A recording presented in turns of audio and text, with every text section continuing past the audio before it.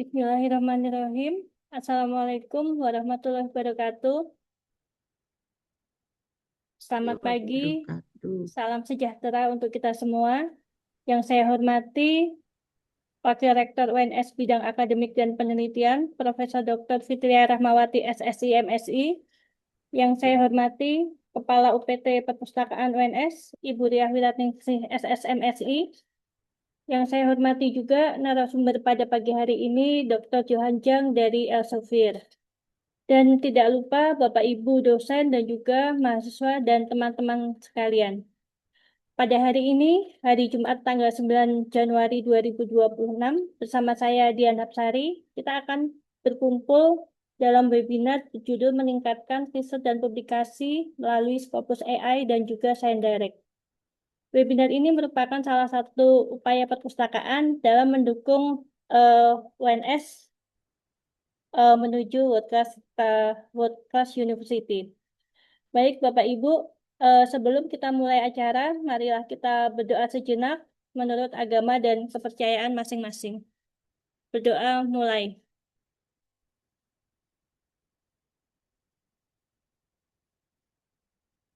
Selesai. Menginjak acara berikutnya, yaitu menyanyikan lagu Indonesia Raya. Kepada host, waktu dipersilahkan.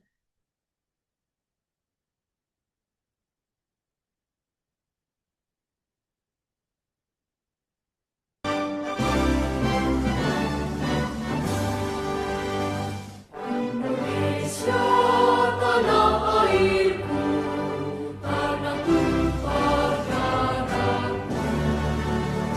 Di sanalah aku berdiri, jadi pandu ibu. Indonesia kebangsaanku, bangsa dan tanah airku. Marilah kita bersatu, Indonesia bersatu. Hiduplah tanahku, hiduplah negeriku, bangsaku, rakyatku semuanya.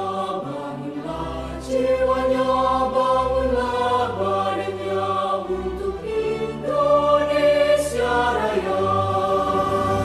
Indonesia Raya, merdeka, merdeka, tanahku, negeriku yang kucinta. Indonesia Raya, merdeka, merdeka, hiduplah Indonesia Raya. Indonesia Raya, merdeka, merdeka, tanahku, negeriku yang kucinta. Indonesia Raya, merdeka, merdeka, hiduplah Indonesia Raya. Baik, memasuki acara berikutnya, kita akan mendengarkan sambutan sekaligus pembukaan resmi yang akan disampaikan oleh Wakil Rektor Bidang Akademik dan Penelitian. Kepada Profesor Dr. Fitria Rahmawati SSI, waktu dipersilahkan. Baik, terima kasih. Bismillahirrahmanirrahim. Assalamualaikum warahmatullahi wabarakatuh. Yang saya hormati Kepala UPT Perpustakaan Universitas 11 Maret, Ibu Riah Wiratningsih MSI. Yang saya hormati kedua narasumber, Dr. Johan Jang, Strategic Engagement Manager Elsevier, kemudian Ibu Dian Hapsari MIP, Pustakawan Universitas 11 Maret. Dan yang saya hormati seluruh Bapak Ibu Sivitas Akademika Universitas 11 Maret yang menghadiri acara pada pagi hari ini, yaitu meningkatkan riset dan publikasi menggunakan Scopus AI dan Science Direct. Bapak Ibu sekalian yang saya hormati, jadi Universitas 11 Maret sebagai bagian dari Kementerian Pendidikan Tinggi, Sains dan Teknologi mendapatkan amanah dan sudah menandatangani perjanjian kinerja dalam rangka pencapaian yang namanya Indeks Kinerja Utama Perguruan Tinggi. Riset dan publikasi ini merupakan bagian penting, bahkan bisa dikatakan utama dalam bisnis universitas, apalagi universitas yang memproklamasikan dirinya sebagai research university. Jadi kalau indeks kinerja utama ini terbagi dalam beberapa sasaran program, maka riset dan publikasi ini masuk dalam sasaran program inovasi. Yang di situ ada indeks kinerja utama 5 dan indeks kinerja utama 6. Ya. Nah, yang terkait dengan kegiatan pada pagi hari ini, itu adalah indeks kinerja utama 6. Karena menyangkut publikasi bereputasi internasional yang terindeks di Scopus maupun yang terindeks di Web of Science. Nah, publikasi ini kan tentu saja hasil dari penelitian atau riset yang dilaksanakan oleh Bapak Ibu Civitas Akademika Universitas 11 Maret.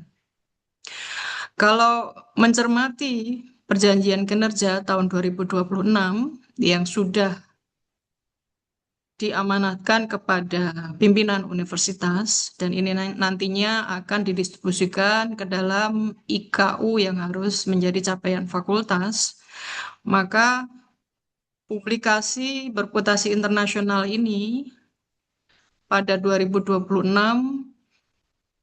ditargetkan tercapai 2.334. Dan tidak hanya berhenti pada kuantitas saja.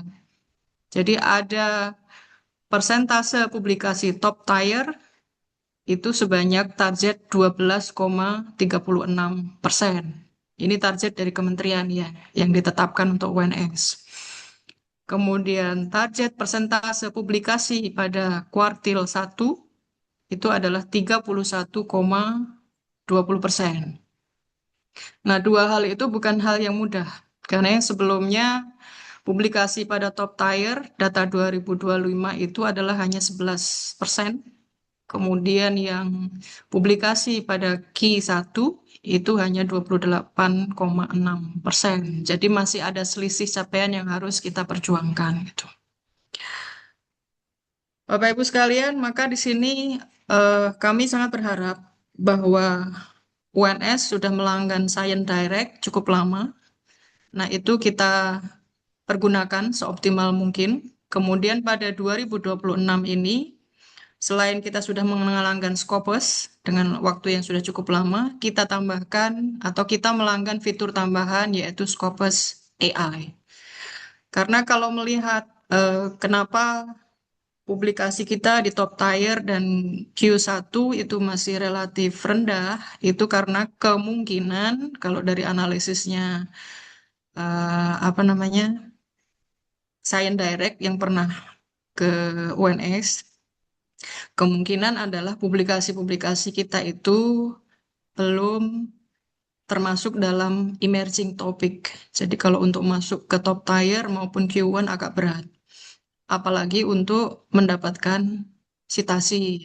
Jadi citation per faculty kita juga masih poinnya sangat rendah.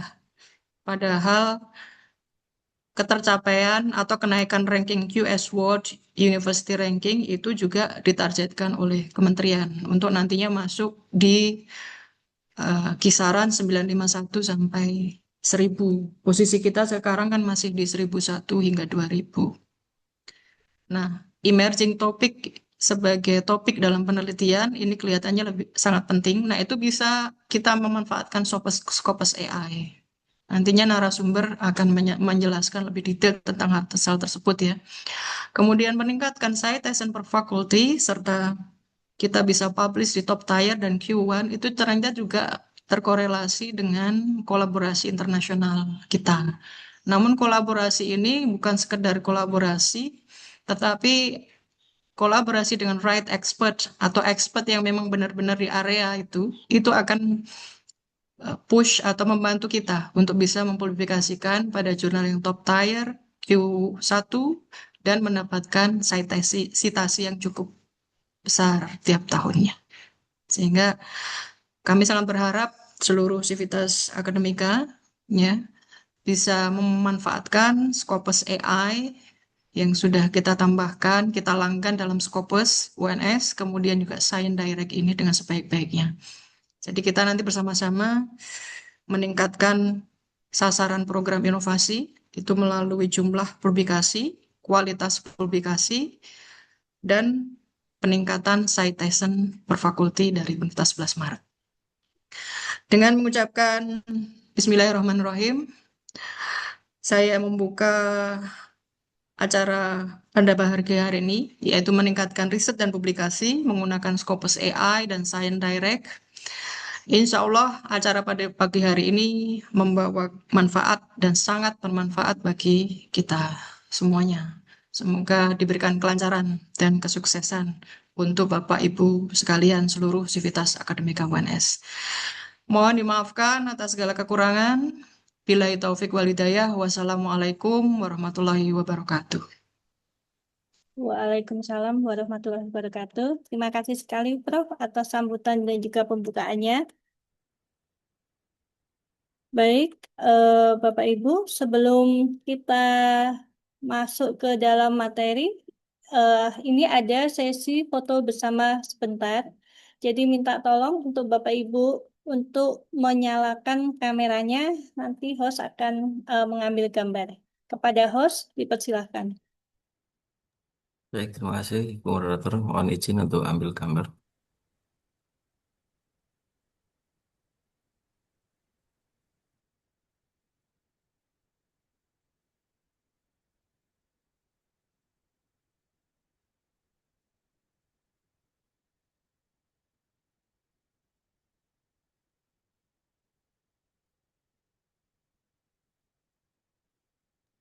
Sudah, Bu.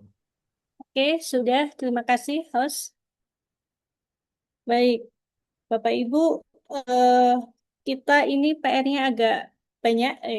Tadi Prof. Fitria sudah berpesan dalam sambutannya bahwa UNS perlu untuk meningkatkan jumlah, kualitas, dan juga peningkatan citasi dalam publikasi. Supaya tujuannya tadi adalah jurnal top tier dan juga Q1.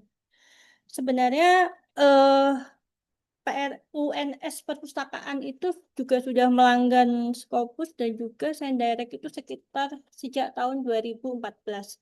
Nah, bagaimana supaya kita bisa membuat jurnal-jurnal yang baik? Pada siang hari ini kita sudah kedatangan narasumber yaitu Dr. Johan Jang dari Elsevier. Selamat pagi Pak Johan. Ya, selamat pagi Bu Dian, selamat Oke. pagi Bapak Ibu. Iya, ini nanti kita akan membahas tentang bagaimana ya Pak ya supaya UNS ini bisa meningkatkan eh, publikasi yang bereputasi. Nanti Bapak Ibu bisa mengajukan pertanyaan melalui chat ataupun raise hand. Dan satu lagi pesan saya Bapak Ibu jangan lupa untuk mengisi link kehadiran karena nanti sertifikat akan dikirimkan secara otomatis kepada email Bapak Ibu semua. Begitu Pak Johan, waktu kita persilahkan. Terima kasih. Baik, terima kasih. Pertama tentunya terima kasih sekali ya untuk Prof. Fitria juga yang sudah hadir, Ibu Ria, Ibu Dian, dan tentunya rekan-rekan dari Perpustakaan Universitas 11 Maret. Dan di sini Bapak Ibu dosen, mungkin juga ada rekan-rekan mahasiswa yang sudah bergabung di pagi hari ini. Terima kasih sekali untuk kehadirannya. Ini luar biasa ya, Jumat-Jumat kita akan diskusi sesuatu yang lumayan berat, tapi semoga tetap bisa bermanfaat ya untuk kita semuanya. Tadi sudah sedikit diperkenalkan, nama saya Johan Jang, saya adalah Strategic Engagement Manager dari Elsevier untuk wilayah Asia Tenggara. Dan di kesempatan kali ini, ya betul, kita akan membahas mengenai hal yang memang tadi ya cukup berat, ya tadi disampaikan Prof. Fitria ya, menjadi tugas bersama, tapi bukan tidak mungkin, karena apa yang diharapkan tentunya bisa dicapai ketika kita memang sudah memiliki bukan hanya skillnya kita, tapi kita dibantu oleh cukup banyak alat-alat ya, database yang sudah dilanggan oleh perpustakaan UNS untuk Bapak Ibu semua, untuk rekan-rekan mahasiswa juga, supaya apa yang diharapkan itu betul bisa terjadi. Nah, tapi bagaimana penggunaannya, bagaimana kita bisa memanfaatkan dengan maksimal, nanti coba kita bahas, gitu ya.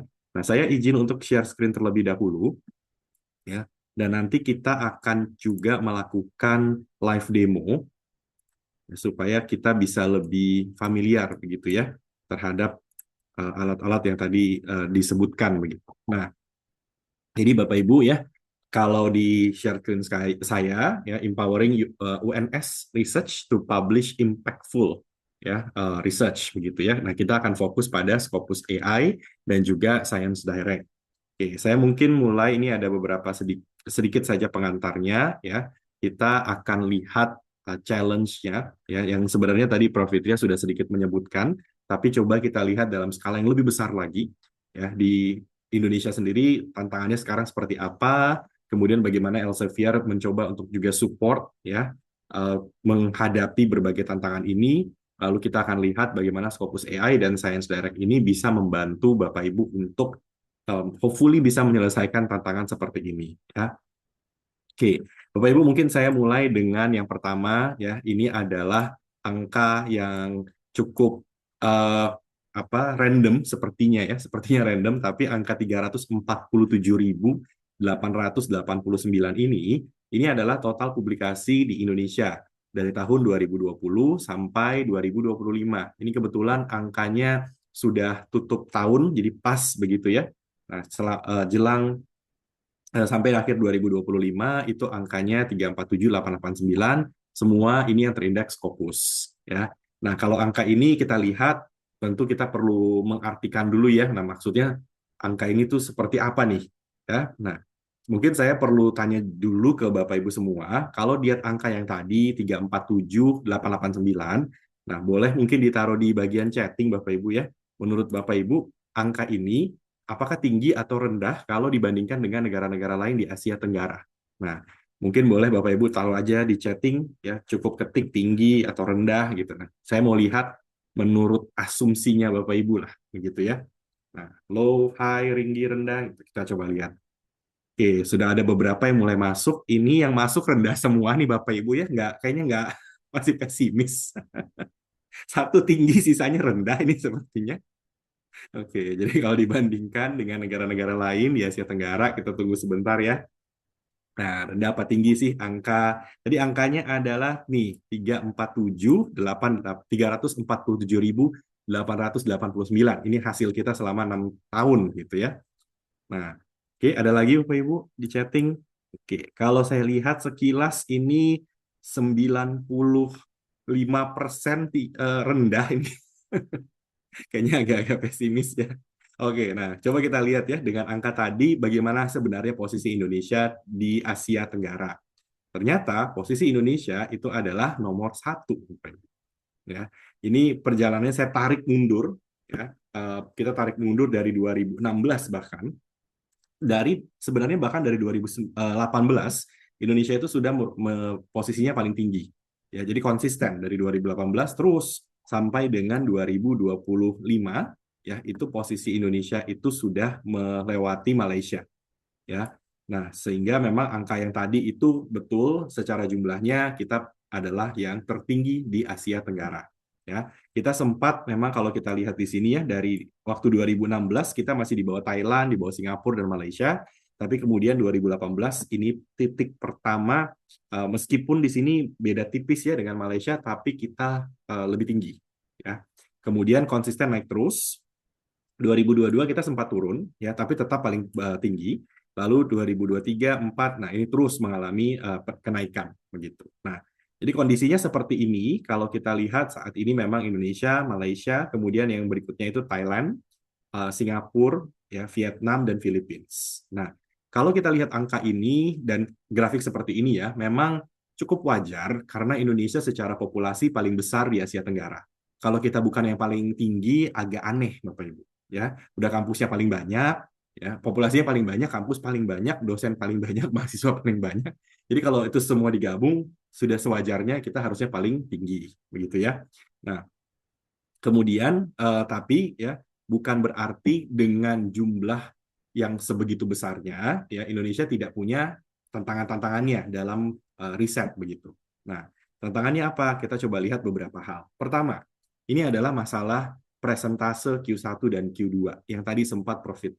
Fitria sedikit sebutkan ya, bahwa di Indonesia meskipun jumlah publikasi kita paling besar di satu Asia Tenggara, tapi kalau kita lihat presentase di Q1 dan 2-nya itu paling rendah ya di Asia Tenggara.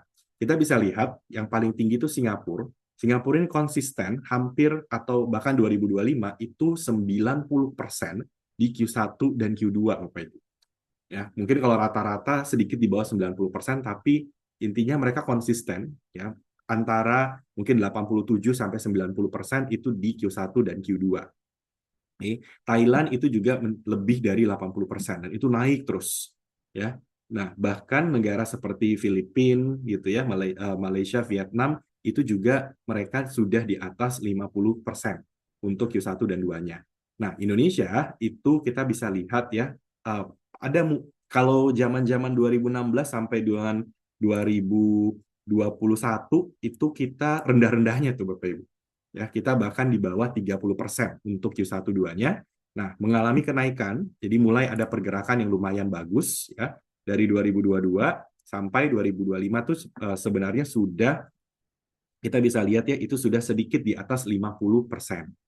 Ya. Nah, tapi memang mengejar yang lain-lain ini dan juga hasil-hasil dari tahun-tahun 2016 sampai 2021 itu masih lumayan berdampak. Nanti kita lihat ke tantangan berikutnya. Ya. Nah, ini tantangan berikutnya nih Bapak Ibu ya. Ini adalah grafik yang menunjukkan perbandingan antara output ya dengan impact citasi. Nah, citation impact itu kita hitung dari yang namanya field weighted citation impact. Nah, field weighted citation impact simpelnya adalah kita mencari titik tengah dari semua citasi di seluruh dunia. Nah, titik tengah itu kita kasih angka 1,0. Ya, simpelnya adalah kalau citasi itu di atas 1,0 berarti kita sudah di atas rata-rata citasi dunia. Ya, tapi kalau di bawah 1,0 berarti kita masih di bawah rata-rata satu dunia begitu. Nah, posisi Indonesia kalau kita lihat di sini itu masih di bawah 1,0.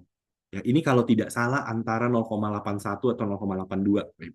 Ya, seingat saya ya gitu. Nah, dan kalau kita perhatikan kita dibandingkan dengan negara-negara besar di Asia Tenggara, kita adalah satu-satunya yang di bawah 1,0. Ya, Thailand juga sudah di atas ya, dan lain-lain, apalagi Singapura itu sudah bahkan mencapai hampir 2. Ya, artinya kalau di Singapura itu publikasi penelitian, ya publikasi artikel penelitian, sangat besar kemungkinannya mereka akan dapat citasi 2 kali lipat rata-rata citasi dunia. Ya, nah Filipina ya, yang meskipun kalau kita lihat jumlahnya tidak terlalu besar, masih di bawah 100.000 publikasi, tapi mereka hampir di angka 1,25. Vietnam juga sama gitu ya. Nah, ini kelihatan ya citasi Indonesia masih di bawah 1. Kemudian yang berikutnya ini adalah citasi per publikasi. Ya, jadi yang bawah ke atas ini adalah total output, dari kiri ke kanan ini adalah rata-rata citasi yang didapatkan per paper. Ya, setiap kali ada yang publish paper, nah kita coba lihat rata-rata citasinya berapa. Dan Indonesia sekali lagi kalau dari jumlah kita besar, tapi kalau dari rata-rata citasi per publikasi kita masih di bawah 7. Kalau nggak salah ini 6 sekian lah begitu ya. Sementara kita lihat negara-negara lain yang paling dekat sama kita aja itu Thailand itu sudah menyentuh angka double dari Indonesia, sekitar 12. Ya. Nah, apalagi kalau kita lihat yang Singapura itu mereka ketika publikasi paper ya rata-rata citasi mereka itu antara sekitar 28 sampai 29. Bayangkan Bapak Ibu ya, kita publish satu paper ya kita dapat rata-rata citasi 28 ya. Atau di Thailand aja itu dapat citasi kurang lebih 12 sampai 13 citasi. Nah, sementara Indonesia baru sekitar kurang lebih antara 5 sampai 6 lah. Ya. Nah, ini juga menjadi PR-nya kita bersama. Lalu berikutnya, international collaboration. International collaboration itu adalah salah satu yang paling penting untuk menunjukkan visibilitas kita dan apakah kita mendapatkan trust, ya kepercayaan dari international community di bidang kita masing-masing. Ya, kalau Bapak Ibu di engineering, di chemistry mungkin atau bahkan di social science dan lain-lain, kalau kita bisa punya banyak international collaboration, ya itu artinya kita berhasil gitu ya masuk ke radar dunia bahwa Indonesia itu berkontribusi ke science dan bisa dipercaya sebagai kolaborator. Nah, totalnya kalau kita lihat Indonesia hanya punya 22,5%. ya untuk international collaboration. Sedangkan negara yang berikutnya yang paling dekat dengan kita itu Filipina. Filipina itu di angka 42,8%.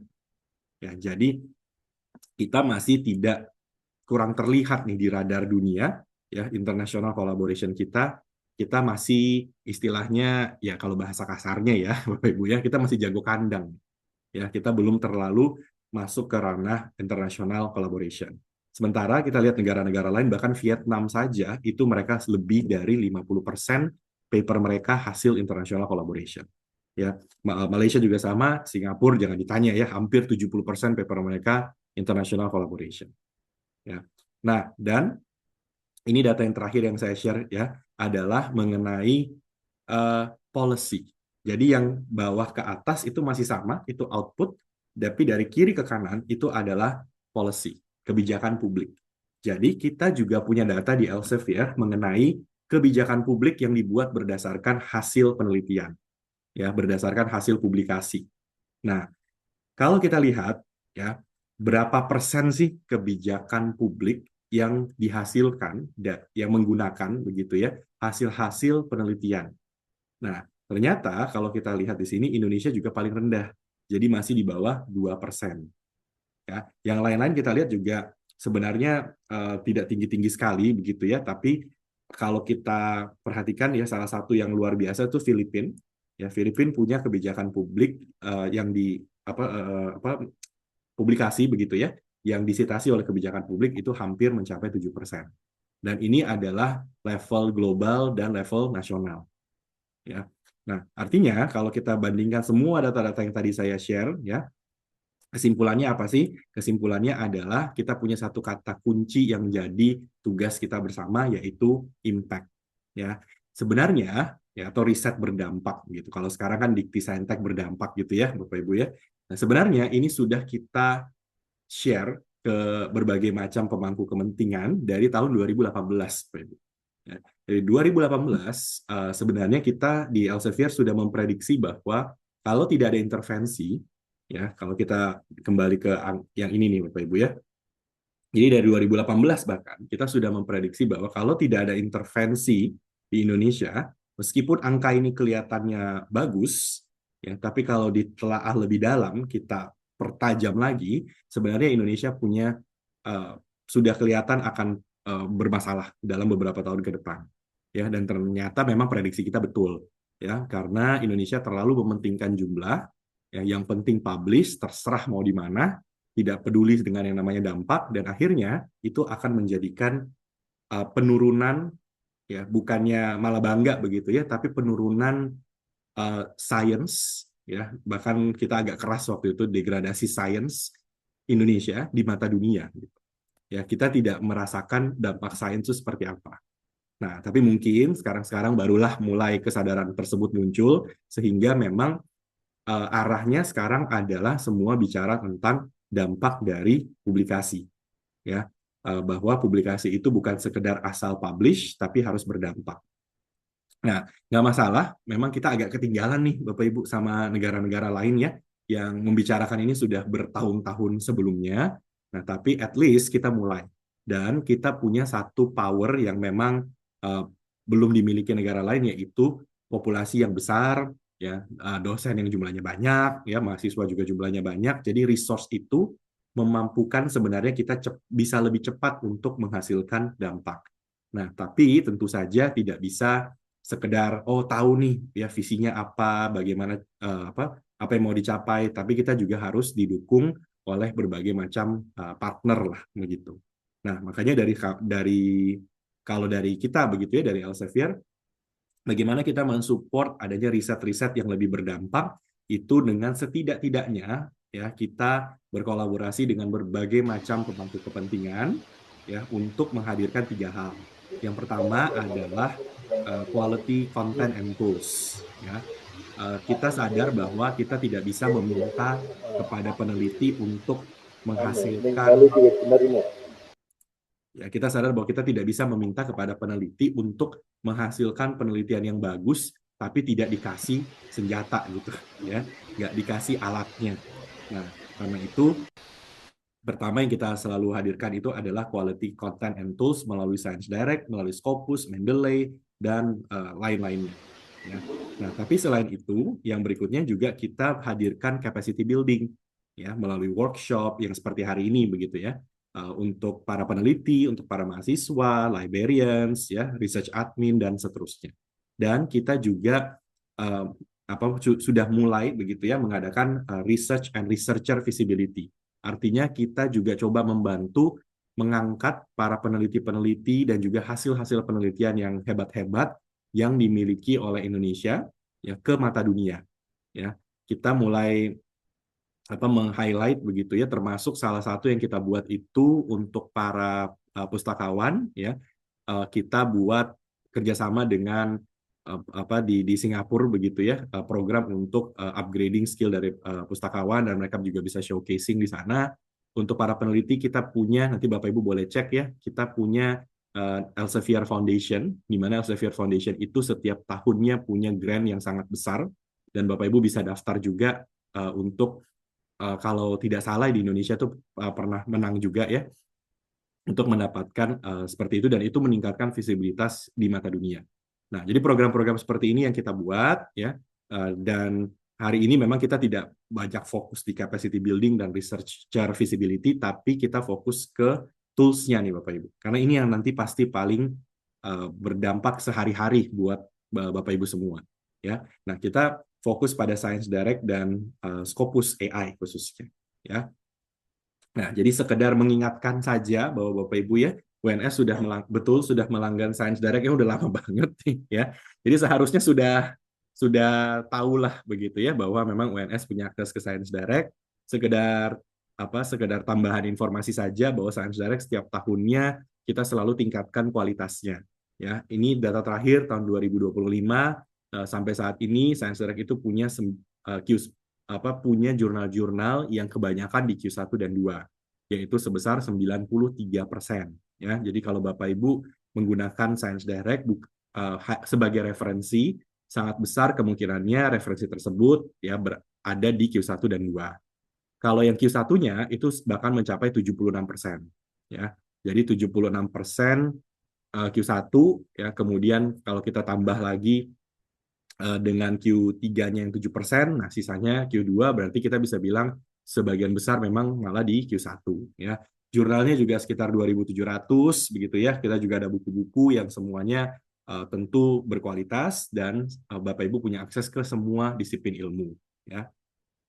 Nah, kemudian Bapak Ibu juga punya akses ke Scopus dan Scopus AI ya, dan betul UNS saat ini juga sudah melanggankan Scopus AI, dan Scopus AI ini nanti berguna untuk sebenarnya banyak lah begitu ya, nanti kita lihat sama-sama, dan semoga juga Bapak Ibu sudah banyak yang menggunakan gitu ya. Kalau sudah banyak pasti seru gitu, dan kita berharap dengan ada tools seperti Science Direct, seperti Scopus AI gitu ya. Nah, dan nanti ke depannya juga makin lama makin banyak begitu tools-tools yang kita hadirkan. Maka challenge yang tadi kita lihat ya, semuanya intinya adalah dampak, itu bisa lebih cepat ya kita atasi begitu ya. Kita coba tingkatkan lah dampak dari science, nah dibantu dengan berbagai macam tools seperti ini. Nah, itu yang mau kita coba hadirkan ya. Nah, untuk itu Bapak Ibu, saya langsung pindah sekarang ke pemaparan dari live demo begitu ya, dari Scopus AI dan Science Direct. Kita mulai Scopus AI dulu, baru setelahnya kita ke Science Direct juga ya. Nah, ini saya ganti dulu share screen-nya. Sebentar ya. Oke. Ya. Nah, ini kita sekarang ada di Scopus ya, scopus.com. Semoga Bapak Ibu sudah tidak ada kendala dalam mengakses ya, baik melalui IP maupun secara remote. Ya, seharusnya sih semua sudah paham begitu ya. Nah, jadi yang mau kita lihat di Scopus.com-nya ini adalah bagian AI-nya. Ya, jadi kalau dulu Scopus itu hanya ada sampai document, author, researcher, discovery, dan organization. Sekarang di paling kanan Bapak Ibu bisa lihat di sini ada Scopus AI. Ya, Scopus AI ini kelihatannya simple, tapi sebenarnya nanti kalau kita explore banyak sekali yang bisa kita lakukan. Termasuk tadi ya, Prof. Fitria mengatakan emerging teams. Nah, itu juga bisa kita cari melalui Scopus AI. Kita mau cari kolaborator supaya bisa dapat international collaboration. Itu juga bisa pakai Scopus AI. Jadi banyak sebenarnya. Ya, tapi kita untuk Scopus AI, ya, ketika Bapak Ibu sudah ada di sini ya, hal yang paling pertama yang harus dilakukan itu adalah bertanya ke AI-nya. Ya, mirip seperti ChatGPT, Bapak Ibu tinggal tanya ke AI-nya, nanti akan muncul jawaban, tapi lebih dari jawaban pertanyaan kita, Scopus AI akan memberikan kita lebih banyak insight. Ya, jadi satu pertanyaan diberikan satu jawaban, tapi insight-nya melebihi yang kita tanya, Bapak Ibu. Nah, itu pintarnya si Scopus AI ini. Oke, karena itu nanti silahkan Bapak Ibu bertanya dengan disiplin ilmunya masing-masing, atau kalau sudah punya riset tertentu, silahkan dicoba saja, ya mau tanya apa ke Scopus AI-nya. Oke. Nah, kalau saya mau coba pakai yang ini, contoh di sini aja. Ya, nanti Bapak Ibu silahkan tidak harus ikut saya, boleh tanya sendiri ya ke AI-nya. Nah, saya coba pakai yang ini ya. How can international cooperation be improved to effectively address global climate change? Ya, dengan kata lain ini pertanyaannya, bagaimana cara meningkatkan international cooperation supaya kita bisa sama-sama address global climate change gitu ya. Oke, kita coba yang ini. Saya tanya. Nah, sekarang Scopus AI itu langsung pindah, jadi pindah halaman gitu ya. Dan di sebelah kiri ini sudah ada pertanyaan-pertanyaan yang sudah pernah kita tanyakan sebelumnya, ya. Jadi seperti ChatGPT disimpan gitu chat historinya, ya. Nah, anyway sekarang sudah ada jawabannya, cepat ya. Nah, ini sudah langsung dikasih, ya. Ini ada summary-nya dan ini adalah semua ini adalah jawabannya, dan jawaban-jawaban ini sudah dengan referensi. Ya, dan referensinya kita bisa lihat ya, misalkan ini ada angka 1, angka 2, ya, angka 3, 4. Nah, ini semua referensinya. Ya. Dan referensi ini kalau kita klik misalnya angka 1 gitu ya. Nah, ini langsung terbuka di sebelah kanan. Ya, ini adalah referensi yang digunakan untuk menjawab pertanyaan kita. Ya, referensi pertama. Ya, sama ya, nanti referensi kedua Bapak Ibu tinggal klik, nah nanti dia juga muncul seperti ini. Ya. Nah, jawaban dari pertanyaan yang kita berikan ini memang semua tergantung dari relevansi di abstrak. Ya, jadi basis jawabannya itu adalah abstrak dan berdasarkan mana abstrak yang dianggap paling relevan oleh AI-nya. Ya, nah itu yang kita buat, dan baiknya ini adalah Bapak Ibu juga bisa langsung cek ke referensinya. Ya, jadi ini kita bisa langsung lihat seperti ini referensinya. Ya. Kalau mau dilihat lebih lengkap ya tinggal klik saja yang ini, Open Document Details. Ya, nanti Bapak Ibu bisa lihat sendiri dari abstraknya, itu sudah menjawab pertanyaan ini. Gitu ya. Nah, kalau list lengkap dari referensinya itu ada di sebelah kanan. Ya, ini referensi pertama, referensi kedua, 3. Nah, total untuk memberikan jawaban dari pertanyaan ini, kita bisa lihat di sini ada 11 referensi. Ya, ini kalau kita klik, nah ini 11-11-nya muncul di sini nih Bapak Ibu. Ya, jadi nanti bisa dicek sendiri. Oke. Nah, kemudian jawaban yang kita lihat di sini, kita bisa katakan 99% tidak berhalusinasi. Ya, artinya memang jawaban yang diberikan itu relevan, kemudian referensi yang digunakan juga relevan sesuai dengan pertanyaan kita. Ya, tapi kita tidak bisa katakan ini 100% pasti benar gitu ya Bapak Ibu ya. AI pasti tetap bisa melakukan kesalahan, ya karena itulah kita anggapnya 99%. Nanti kalau ternyata Bapak Ibu ketemu jawabannya kurang nyambung gitu ya, berarti Bapak Ibu beruntung ya, itu 1%-nya yang AI-nya mungkin lagi mabok gitu ya. Nah, jadi tetap diperhatikan ya, Bapak Ibu jawabannya jangan dianggap pasti 100% sudah benar ya. Oke.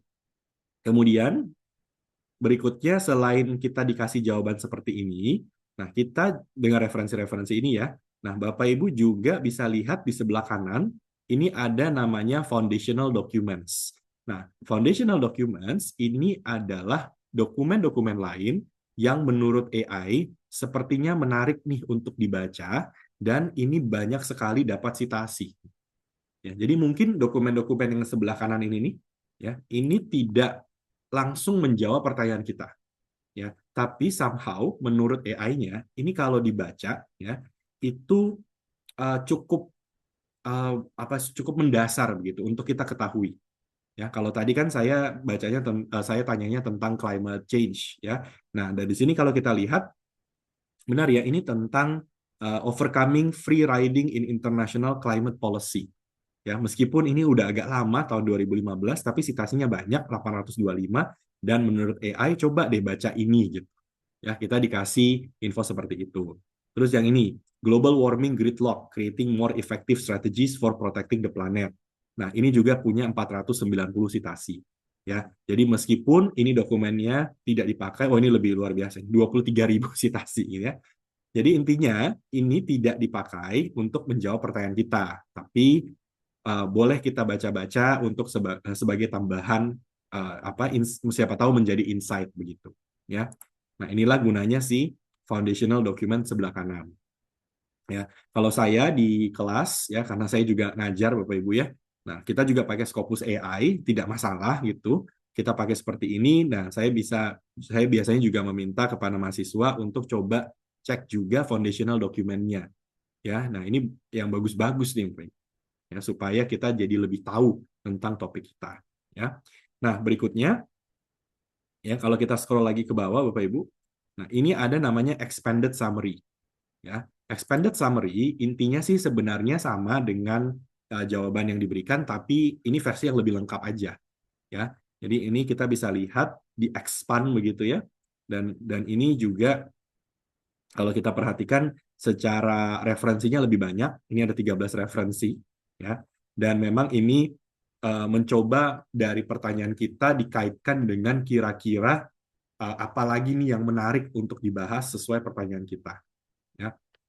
Jadi ini ada expanded summary-nya. Oke. Nah, lalu berikutnya, nah ini sebelum yang ini ya Bapak Ibu, kita bisa lihat di sini ada Go Deeper.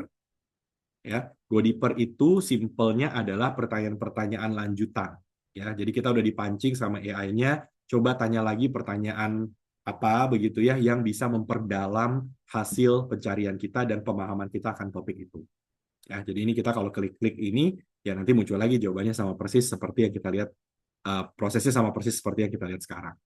Nah, kemudian yang tadi saya sempat infokan ya Bapak Ibu, bahwa di Scopus AI itu bukan hanya sekedar kasih kita jawaban dan referensi, tapi ada yang lain-lain yang sebenarnya kita nggak minta, tapi udah dikasih sama AI-nya.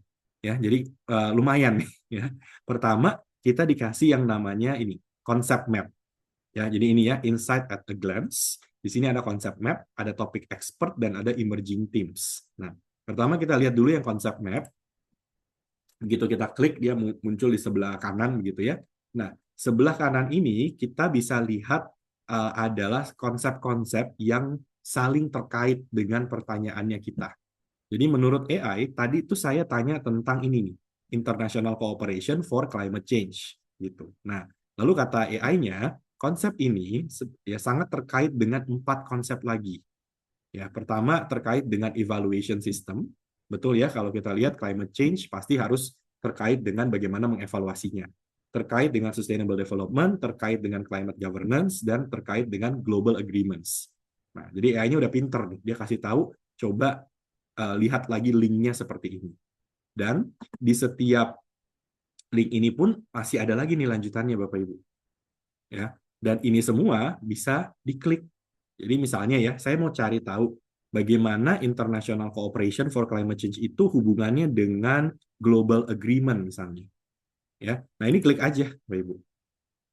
Ya, jadi kita bisa lihat di sini, ini ada link konsep ya antara International Cooperation ya dengan Global Agreement. Nah, artinya nanti kalau kita baca-baca, benar nih, ya International Cooperation ya itu harus punya Global Agreement. Ya, Global Agreement itu dikasih tahu nih seperti apa contohnya. Ini ada contoh-contohnya ya Kyoto Protocol, Paris Agreement ya dan seterusnya, ada objektifnya buat apa sih ada agreement gitu ya. Objektifnya dari agreement ini buat apa, challenge-nya apa, stakeholder-nya apa, dan ada referensi-referensinya lagi. Ya, ini mengakibatkan kita ya jadi lebih tahu lagi. Ya, kita jadi belajar sendiri gitu ya dari adanya konsep map seperti ini. Ya. Terus kalau kita mau cari tahu lagi, ini ada Global Agreement, terus di sini ada United Nation Framework Convention. Ini apa? Nah, tinggal klik lagi. Nah, ini dia tambah lengkap lagi nih, ada ceritanya gitu. Ya, International Cooperation, Global Agreement, dan UN Framework untuk Climate Change. Nah, sama, kita tinggal baca-baca lagi dari sini. Ya, jadi konsep map ini membuat kita jadi lebih paham apa sih keterkaitan antar konsep. Bahkan kalau kita tidak tahu konsep apa yang terkait dengan yang kita sedang tanya, itu juga langsung diinfokan di sini. Ya, akhirnya biasanya ini jadi seru sendiri, ya. Jadi makin lama makin asik gitu ya untuk mengulik-ngulik apa yang sedang kita bahas. Ini aja baru dari satu pertanyaan. Bayangkan kalau nanti pertanyaannya banyak banget gitu ya. Nah, itu makin lama kita jadi terbantu sekali lah dan ada referensinya semua. Oke. Nah, itu baru yang pertama yang konsep map ini. Nah, berikutnya kita dikasih juga topik expert. Ini kalau saya klik. Nah, ini topik expert ini apa? Ini kalau kita mau cari siapa sih expertnya di bidang yang tadi kita tanyakan gitu. Ya, kalau tadi kan saya tentang climate change dan agreement lah gitu ya, international cooperation. Nah, menurut AI, nah beliau-beliau ini nih ya, ini adalah beliau-beliau yang paling banyak ya berpengaruh begitu ya. Nah, paling relevan lah ya, bukan paling banyak tapi paling relevan begitu ya dengan pertanyaan saya. Kenapa? Karena beliau-beliau ini publikasi juga dan citasinya besar untuk publikasi mereka ya. Jadi biasanya memang dokumennya nggak terlalu banyak, tapi yang dilihat itu H-index-nya, citasinya ya, dan mereka ya itu kalau kita baca nih, ini ada semacam profilnya ya. Nah, itu cukup relate dengan pertanyaan kita. Misalnya yang pertama ya, nah beliau ini adalah expert di bidang energy transition and international technology innovation. Nah, recent work-nya itu apa? Ya, identify both opportunities and risks associated with green hydrogen di developing region. Ya, jadi ini kaitannya dengan teknologi dan juga climate action. Ya, jadi masih lumayan nyambung. Ya, terus berikutnya apa? Misalnya beliau ini adalah knowledgeable voice in the realm of international cooperation for climate change solution. Nah, ini juga mungkin ya lumayan berhubungan. Nah, jadi dengan adanya topik expert ini yang kita juga bisa lihat profilnya ya. Jadi beliau ini siapa? Udah 25 tahun gitu ya sebagai peneliti dan ini kita bisa lihat topik-topik beliau itu apa gitu ya. Nah, ini siapa tahu Bapak Ibu bisa kita ajak untuk berkolaborasi. Ya, kita tinggal klik full profilnya, ya lihat-lihat profilnya siapa, tapi memang cari beliaunya, maksudnya email ke beliaunya ya tetap email sendiri ya, dibalas atau enggak ya nggak tahu ya, tapi setidaknya kita udah dikasih tahu, ya. Nah, beliau-beliau ini nih sepertinya bisa nih, apakah diajak kolaborasi atau mungkin mau dijadikan reviewer kalau Bapak Ibu di sini ada pengelola jurnal, ya, atau mungkin dijadikan narasumber, ya, atau katakanlah dari fakultas mau mengundang beliau untuk ya itu ya jadi narasumber atau jadi visiting profesor mungkin ya. Nah, itu bisa dengan bantuan seperti ini. Jauh lebih cepat gitu. Ya, kita bisa cari tahu siapa expert-expertnya. Ya, jadi tadinya yang Indonesia international collaboration-nya agak rendah ya, masih di bawah 25%, itu semoga dengan ada yang seperti ini lebih cepat Bapak Ibu. Ya, lebih cepat untuk kita bisa meningkatkan international collaboration seperti itu. Ya, nah itu topik expert. Kemudian yang berikutnya lagi, ya, ini ada emerging teams. Nah ini yang tadi Prof. Fitri juga ada bilang ya bahwa memang salah satu kendalanya bukan hanya di UNS sih sebenarnya Bapak Ibu ya di Indonesia gitu. Kita suka terjebak pada topik-topik yang itu lagi gitu. Ya, kita udah terbiasa misalnya oke, risetnya itu yang sekarang ya udah ini aja lah, ini topik yang udah bertahun-tahun kita lakukan, tapi akhirnya kita tidak berkembang.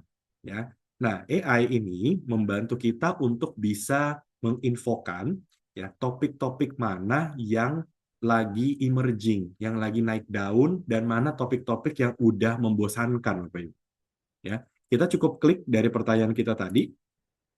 Nah, jadi AI ini akan langsung cari dalam kurun waktu 2 tahun terakhir, mana topik-topik yang cukup relate dengan pertanyaan kita, ya, dan dikelompokkan, ya, berdasarkan topik yang sudah banyak diteliti dan juga topik-topik yang baru.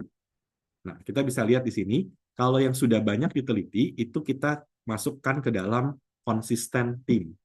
Ya, ini mah bahasa halusnya aja Bapak Ibu ya, dengan kata lain ini udah banyak banget gitu, ya. Nah, kita bisa lihat climate change adaptation and mitigation strategies. Ini disebutnya konsisten. Artinya udah kebanyakan yang seperti ini, ya. Nah, dan kalau mau lihat referensinya silahkan bisa diklik di sini, ya. Ini referensi-referensinya yang nanti akan muncul. Nah, ini nih. Ada, jadi dari Januari 2026 sampai Januari 2025 sampai 26 itu ada 18 dokumen. Dari 2024 sampai 2025 itu ada 35 dokumen. Ya, jadi udah mulai agak kebanyakan. Ya. Nah, kemudian kita bahkan dikasih potensial hipotesisnya. Ya, kira-kira kalau menelitinya tentang ini, kurang lebih hipotesisnya ya seperti inilah. Dan ini kalau diklik nanti muncul lagi AI-nya diulang lagi semua gitu. Ya. Nah, tapi nggak apa-apa Bapak Ibu kalau lihat sepertinya masih oke lah ya. Oke gitu ya, Bapak Ibu tetap bisa meneliti ini. Ya, ini disebutnya konsisten. Nah, ini juga konsisten Bapak Ibu. Ya, Global Climate Policy and Governance dianggapnya juga sudah lumayan banyak. Ya, kalau kita lihat di sini, ya, kita bisa lihat ya memang ini udah 26 dan 23 dokumen ya tentang ini. Oke. Lalu, nah berikutnya ini ada yang rising team. Nah, kalau rising ini yang memang lebih jarang, ya. Jadi mulai apa ya bisa dikatakan cukup trending lah, ya. Misalnya climate diplomacy and international relation, ya itu dianggapnya masih belum terlalu besar begitu ya, apa secara jumlah penelitiannya. Kemudian di sini juga ada EU climate leadership. Nah mungkin ini agak jauh dari kita ya, gitu. Ini tentang EU. Nah, lalu ini juga International Agreement and Sustainable Development yang masih rising team. Nah, tapi yang novel ini yang baru nih Bapak Ibu. Ya, novel team. Jadi memang yang masih dikit. Kalau kita lihat di sini ya, memang baru 5 dokumennya Bapak Ibu. Ya. Tapi kalau kita baca ini juga memang agak unik ya, Agri-Tech Diplomacy and Climate Innovation. Jadi ini terkait dengan saya kurang begitu paham nih, tapi kira-kira nih di pemahaman saya mungkin ini terkait dengan agricultural technology, diplomacy, dan climate innovation. Jadi intersection antara teknologi agriculture dan international collaboration, bahkan disebutnya menggunakan AI-driven agriculture technology. Bayangkan kalau model seperti ini artinya penelitinya itu ada dari orang agriculture, ada dari teknologi, dari AI terutama, ya. Dan ada bahkan mungkin hubungan internasional. Nah, itu yang akan membuat penelitian itu powerful. Ya, karena ini udah lintas disiplin ilmu dan sangat menarik gitu. Ya, bahkan di sini dikasih potential hipotesis. Kalau Bapak Ibu mau meneliti tentang ini, coba lihat misalnya ya, apakah kita mau meneliti tentang AI-driven agriculture technology untuk enhance climate resilience and food security. Ya, international collaboration in agri-tech innovation dan seterusnya. Ya, nah ini masih dikit dan masih dianggapnya novel baru. Ya, jadi kalau Bapak Ibu lagi kesulitan cari research gap, cari teori gap, apa ya gitu ya, mau meneliti apa, ini kita sudah dikasih bantuan-bantuan seperti ini. Ya, ini baru satu pertanyaan. Jadi bayangkan kalau Bapak Ibu pertanyaannya banyak, ya yang lain-lain, nanti novel teamnya kekumpul sendiri. Yang ada biasanya kita jadi bingung, kita mau neliti yang mana saking banyaknya ya. Tapi at least kita tahu bahwa yang manapun yang kita putuskan, yang mau kita teliti, itu bagus-bagus semua. Ya, nah nanti tinggal Bapak Ibu mulai melakukan penelitiannya, gitu ya. Nah, jadi itu yang ada ya dari satu pertanyaan banyak banget sebenarnya yang kita bisa lakukan ya, kolaborasi lah, bukan hanya dikasih jawaban ya, tapi kolaborasi dan seterusnya itu semuanya diberikan. Nah, lalu ada juga nih yang baru dari Scopus AI. Ya, ini mungkin saya kembali dulu ke halaman utama. Bentar ya, Bapak Ibu. Nah, saya nggak tahu Bapak Ibu sudah pernah coba, pertama sudah notice atau tidak, dan sudah pernah coba atau tidak. Nah, Scopus AI itu sekarang punya satu fitur namanya Deep Research. Ya, nah Deep Research ini intinya sebenarnya menggunakan satu pertanyaan, ya. Tapi yang dilakukan oleh Scopus AI ya itu adalah mengulik referensinya jauh lebih banyak, ya, dan memberikan bukan jawaban saja, tapi memberikan kita laporan. Jadi kita langsung dapat report. Ini kalau disalahgunakan, Bapak Ibu, ini bisa jadi skripsi, ya, langsung jadi gitu ya.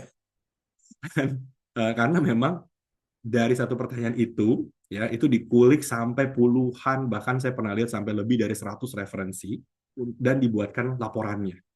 Ya, nah kita coba ya, Bapak Ibu ya. Ini dinyalakan dulu di research-nya, jadi diklik aja. Ya, jadi ini ya, ask research question to generate a detailed report and try to be very specific. Bapak Ibu mau nanya apa gitu. Ya, kita coba pakai, saya coba pakai yang di sini. Jadi kalau kita lihat ya, tipikal pertanyaannya di research itu memang panjang. Ya, misalkan kita coba ini.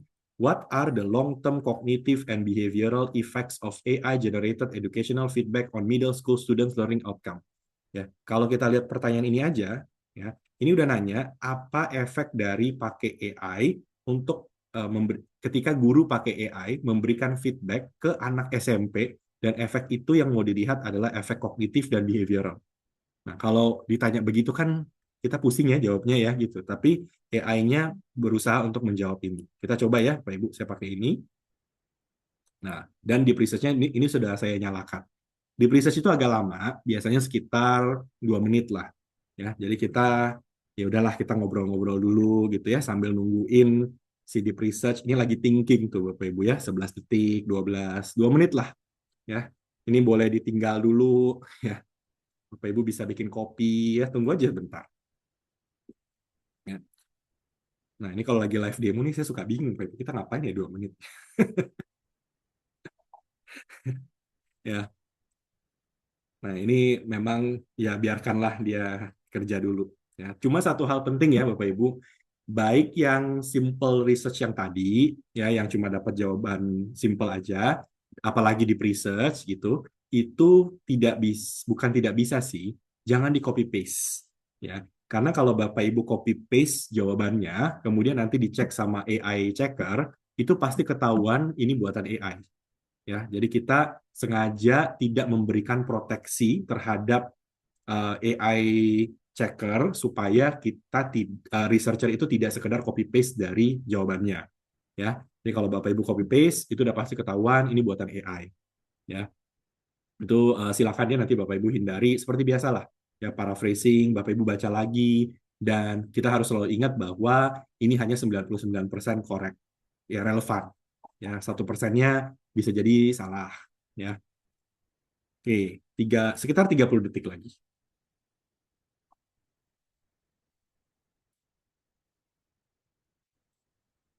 Nah, Bapak Ibu juga silakan coba ya, nanti pakai aja pertanyaan apa gitu. Challenge AI-nya, ya, kasih pertanyaan yang agak panjang gitu. Oke. Nah, ini kalau udah begini nih, dia udah mau selesai nih Bapak Ibu, tapi belum 100%. Ya, ini masih, karena nanti kita bisa download versi PDF-nya. Ya, jadi ini kalau PDF-nya masih belum muncul, ini artinya sudah mau beres, tapi lagi dibuat dulu PDF. Nah, dia udah. Ya. Nah, ini sebenarnya kita udah dapat jawabannya di sini. Cuma ini panjang banget. Ya, ini panjang sekali sehingga lebih baik kita langsung lihat saja PDF-nya. Ya, jadi ini ya membutuhkan waktu 1 menit 43 detik. Kita view as PDF. Bentar, ini harus di-download dulu. Bapak Ibu, Bu Dian, ini kelihatan nggak ya pop-up-nya saya di sini yang print gitu? Kelihatan, Pak. Kelihatan ya? Oke. Jadi Bapak Ibu, ini saya tidak download, tapi ini hanya untuk memberikan gambaran saja ya. Nah, ini udah jadi nih laporannya Bapak Ibu. Ya. Nah, panjang banget ya. Total ada berapa nih? 14 halaman. Jadi kita langsung dibuatkan seperti ini. Ya, ini 14 halaman dan ini kita bisa lihat referensinya. Itu total dipakai 62. Ya. Ini langsung 62 referensi. Dan apa sih yang dibuatkan oleh si deep research? Ya. Pertama itu kita dibuatkan key finding-nya. Jadi langsung dalam bentuknya tabel. Ya, tadi kan kita nanya apa sih efek kognitif dan behavioral ya dari AI generated feedback. Nah, ini langsung dikasih nih. Ya, efeknya itu ini kira-kira nih kalau saya PDF-nya saya beginikan ya. Nah, itu udah langsung dikasih efek kognitifnya ini, behavioralnya ini berdasarkan tema ini. Ya, ini kalau Bapak Ibu yang di kualitatif ya, biasanya kan kita kalau cari tema pakai grounded theory itu berbulan-bulan ya. Gitu. Ini 1 menit 43 detik jadi tuh ya. Nah, ini udah dikasih seperti ini, ada cognitive outcome, behavioral outcome, ada moderatornya kira-kira apa, dan ini ada referensinya. Jadi angka 1, 2, 3, 4, nah ini semua referensinya. Ya. Nah, lalu kita dikasih direct answer. Jadi kalau ditanya direct answer-nya apa, ini ya, 1 paragraf seperti ini. Nah, tapi dan kita dikasih tahu ya jawaban-jawaban ini tuh study scope-nya kurang lebih seperti apa, disiplinnya kebanyakan di mana gitu ya, metodenya kebanyakan pakainya apa, nah assumption, limitation, future research-nya kira-kira apa ya. Nah, ini dikasih udah kayak skripsi nih, background dan rasionalnya apa, karakteristik, dan ini lengkapnya lah. Ya, cognitive effect itu base-nya apa. Nah, ini yang detail-detailnya kalau Bapak Ibu nanti bisa baca sendiri gitu. Ya. Nah, udah jadi sampai conclusion-nya aja ada. Ya. Nah, jadi ini deep research sekali lagi akan membantu kita untuk betul-betul bisa paham terkait dengan pertanyaan kita, tapi memang bukan untuk disalahgunakan ya tiba-tiba jadi skripsi gitu ya. Tapi ini digunakan untuk kita jadi tahu, oh kalau saya bahas ini berarti ini loh 60 sekian referensi ini ngomongnya begini gitu, bicaranya seperti ini. Ya, habis itu ya Bapak Ibu silakan do your own research lah gitu. Ya. Nah, ini yang kita sudah buatkan di Scopus AI, jadi silakan Bapak Ibu bisa manfaatkan deep research seperti ini. Ya, dan enaknya sekarang sudah ada historinya. Ya, jadi kita bisa lihat yang dulu-dulu tuh saya tanya apa, nah itu udah ada semua historinya. Oke. Jadi seru ya Bapak Ibu ya menggunakan Scopus AI. Seharusnya ini sudah sangat-sangat membantu lah ya proses Bapak Ibu melakukan riset. Oke. Nah, yang berikutnya ini singkat saja sekedar reminder Bapak Ibu ya bahwa di UNS juga ada Science Direct ya, dan Science Direct itu memang fungsinya beda dengan Scopus ya. Kalau yang ini full text ya, Bapak Ibu bisa download full text dokumen. Nah, yang mau jadi fokus di sini, kalau kita tujuannya adalah publikasi yang yang berdampak begitu ya. Nah, Bapak Ibu, saya tidak akan menjelaskan semua bagaimana cara pakai Science Direct, kayaknya Bapak Ibu udah tahu lah gitu ya. Ini cuma ketik-ketik kata kunci, nanti keluar bisa download full text-nya. Tapi satu hal yang mungkin akan bermanfaat untuk Bapak Ibu ketahui adalah Bapak Ibu bisa pakai Science Direct untuk cari jurnal. Dan jurnal-jurnalnya 93% itu Q1 dan Q2. Ya, sehingga Bapak Ibu kalau nanti sudah siap nih dengan papernya ya, dicoba untuk publikasi di Elsevier. Ya, kenapa? Karena saya udah pernah share dengan UNS juga, publikasi UNS di Elsevier itu belum besar.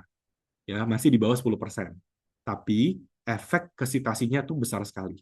Ya, lebih dari 1/4 citasinya UNS itu datang dari jurnal-jurnal Elsevier. Ya, dan itu aja baru di bawah 10%. Jadi bayangkan kalau Bapak Ibu bisa menaikkan ya jumlah publikasi, maka efek kesitasinya akan semakin lama semakin besar, dan itu penting untuk menghasilkan dampak. Nah, karena itu Bapak Ibu boleh pakai Science Direct untuk cari jurnal juga. Klik aja yang ini nih, Journal and Books Bapak Ibu. Ya, jadi bisa klik Journal and Books. Ya. Lalu di sini nanti Bapak Ibu tinggal cari jurnalnya, ada banyak sekali ya. Oke. Nah, nanti bisa carinya itu kalau memang hafal nama jurnalnya ketik di sini. Tapi kalau tidak hafal, pakai saja yang di sebelah kiri nih. Ya, kita langsung filter. Pertama, Bapak Ibu pilih dulu disiplin ilmunya mau apa. Ya, misalnya saya penelitian di bidang business management accounting misalnya, gitu ya. Ini saya klik, ini berkurang ya. Nah, lalu berikutnya saya pilih dulu secondary subject areanya apa, ya, atau subdisiplin ilmu. Nah, di sini juga ada banyak sekali pilihannya. Misalnya saya di bidang marketing. Nah, oke, jadi ini sekarang jadi 117. Lalu kalau cari jurnal, Bapak Ibu pilih jurnal, diklik aja jurnal, ya, jadi 32. Lalu berikutnya Bapak Ibu juga perlu klik yang ini, accept submission. Ya, kalau kita klik yang accept submission, ini artinya hanya akan memunculkan jurnal-jurnal yang masih menerima paper baru. Ya, karena kadang-kadang jurnal itu kalau lagi terlalu ramai mereka bisa stop untuk menerima paper baru untuk sementara, ya. Jadi ini kita klik accept submission. Nah, ini jadi 16. Ya, ini tadi jurnalnya sudah spesifik sekali di bidangnya marketing. Oke. Lalu berikutnya, nah di bawah itu, di bawah kiri ya, Bapak Ibu ya, ini agak kecil, semoga tetap terlihat. Ini ada access type. Access type-nya ada open access, content open access, dan subscribe and complementary. Nah, jadi di Elsevier itu kita bisa pilih, kalau yang open access ini memang ada APC, atau ada article publishing charge. Ya, dengan kata lain, Bapak Ibu harus bayar, gitu ya. Itu yang open access. Kalau pilih yang subscribe and complementary, ini yang sifatnya gratis. Ya, jadi Bapak Ibu tidak harus bayar. Nah, kebanyakan jurnal-jurnal Elsevier itu masuk ke kategori yang ini, contain open access. Ya. Jadi content open access itu artinya ini adalah jurnal-jurnal yang mempersilahkan kepada author untuk memilih apakah mau publikasi yang open access atau yang gratis. Ya. Jadi nanti kita sebagai author dikasih pilihan.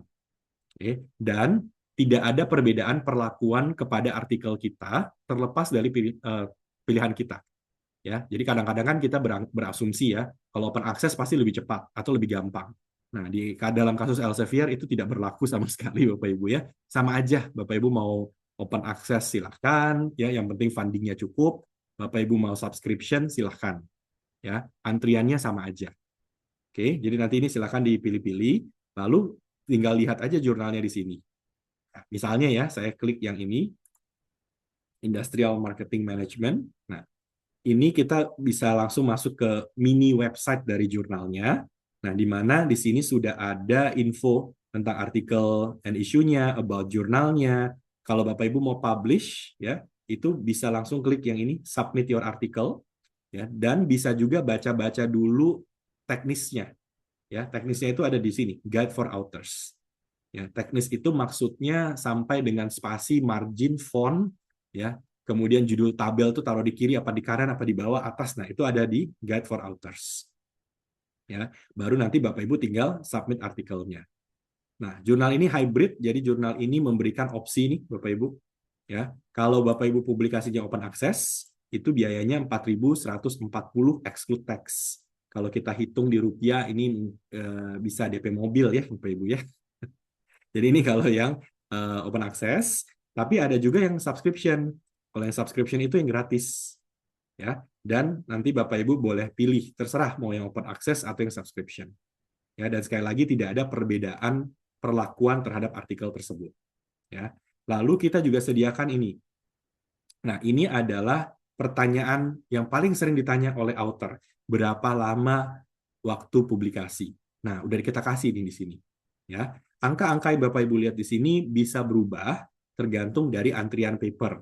Jadi hari ini begini angkanya, tapi kadang ya kalau nanti katakanlah bulan depan Bapak Ibu cek belum tentu sama. Ya, jadi nanti bisa dicek kembali. Kalau di sini kita bisa lihat submission to first decision 3 hari. Ya, jadi tunggulah 3 hari sampai dapat email dari timnya jurnal ini, gitu ya. Lalu kalau review 52 hari. Lalu prosesnya dari hari ini submission sampai kira-kira review selesai itu 328 hari, gitu ya. Dan kalau sudah accept butuh waktu 10 hari untuk terbit di jurnalnya. Ya, jadi insight ini sudah kita berikan supaya Bapak Ibu bisa memperkirakan berapa lama waktu untuk publikasi di jurnal ini. Ya. Nah, satu lagi yang terakhir, Bapak Ibu juga bisa manfaatkan sekarang ada fitur ini. Jadi tetap di Journal and Books, ya, Bapak Ibu tetap di Journal and Books. Kemudian sekarang ada fitur untuk compare jurnal. Nah, ini select journals to compare. Ya, ini kita klik. Oke. Untuk select journal to compare, Bapak Ibu harus tahu dulu nama jurnalnya apa. Ya, misalnya ya, The Lancet. Oke. Ini kita klik. Nah, nanti info jurnalnya itu muncul seperti ini. Terus kita berikutnya ketik lagi, misalnya The Lancet yang infectious disease misalnya. Nah, jadi kita tinggal ketik aja nama jurnalnya apa, kemudian akan dibuatkan tabel seperti ini. Nah, tabel ini sudah langsung membandingkan jurnal. Ya, ini yang pertama, ini yang kedua, ada aim dan scope, impact-nya mana yang lebih tinggi. Nah, ini juga ada publishing speed-nya kelihatan nih Bapak Ibu. Ya, jadi kalau saya publikasinya di The Lancet, ini lebih lama nih. ya. Tapi kalau yang Lancet Infectious Disease ini lebih cepat, ya. Tapi memang dari impact-nya yang Lancet utama lebih besar daripada yang ini, ya. Nah, lalu saya juga bisa lihat ini kalau pakai APC, ya, ini harganya sekian. Ya, tapi dua-duanya ini hybrid. Jadi Bapak Ibu ada pilihan subscription, ya, dan ini sudah ada linknya, ya, linknya, subject area dan lain-lain udah kelihatan semua, ya. Jadi silakan Bapak Ibu untuk Science Direct-nya ya sekedar reminder saja, ya, bahwa bisa selain untuk cari full text, Bapak Ibu silakan pakai ini juga untuk cari jurnal-jurnal, ya. Nah, nanti ini akan memudahkan Bapak Ibu untuk bisa lebih powerful lagi, ya, untuk nanti publikasi, ya. Jadi untuk kesimpulan, ya, Bapak Ibu sudah diberikan tools yang sangat luar biasa, ya. Pertama ada Scopus plus Scopus AI dengan segala macam fitur yang luar biasa.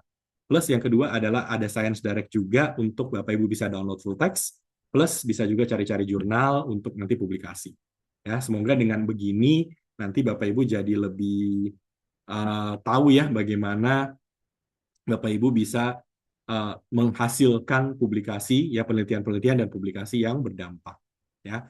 Mungkin itu dari saya. Silahkan kalau Bapak Ibu ada pertanyaan atau ada informasi lain yang dibutuhkan, boleh kita masuk ke sesi tanya jawab, ya. Gitu. Terima kasih. Saya kembalikan ke Budian. Silahkan, Bu. Ya, baik. Terima kasih sekali Pak Johan. Sangat apa ya, mencerahkan begitu ya Pak ya. Jadi nanti ini kayaknya tidak ada lagi alasan penelitian saya stuck atau bagaimana gitu ya Pak ya. Mungkin yang ada Semoga. malah menimbulkan tantangan baru, jadi makin bingung. Ini kan makin banyak bahannya gitu ya Pak ya tadi. Iya, kayaknya sih begitu, Baik. Bapak Ibu, ya. Jadi makin pusing, banyak banget yang bagus gitu. Iya, banyak banget yang bagus. Kita harus istilahnya apa ya Pak ya, konsisten begitu ya Pak. Kita mau meneliti apa ini kok bagus semua begitu. Baik, Ya, Bapak Ibu, ini mumpung kita bertemu dengan Pak Johan, mungkin ada yang mau bertanya baik secara chat maupun langsung. Dipersilahkan, nggih. Baik, sebentar saya. Wah, ini pertanyaan pertama langsung to the point nggih Pak ya di kolom ya. chat ya.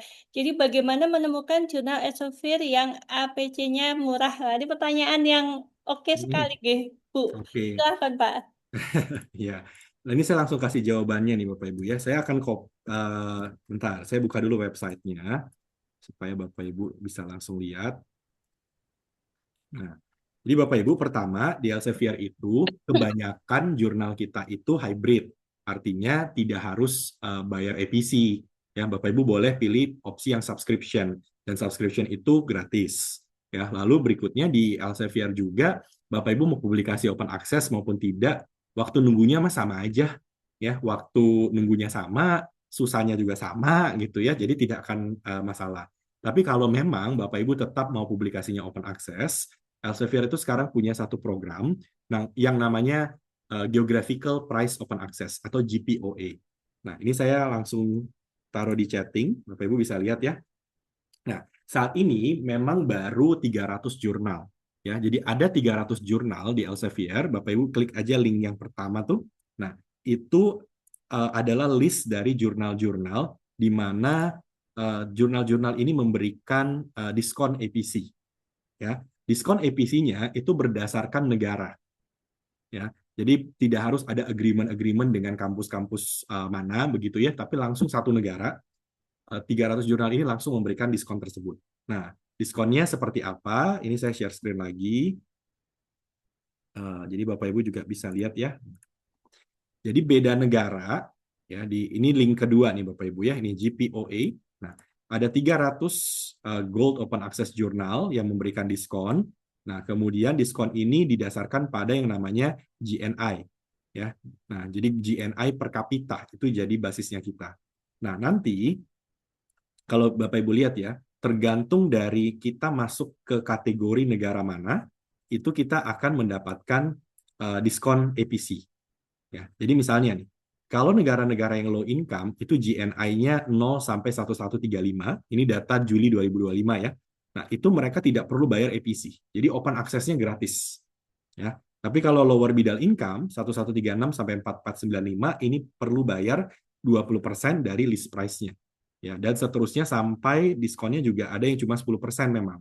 Itu yang dari 10.000 sampai 13 ribuan itu di 90% list price.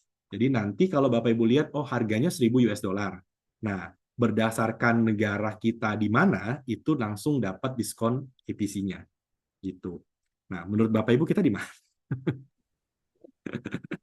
Ya, Ya, itu pertanyaannya di mana Indonesia, Pak?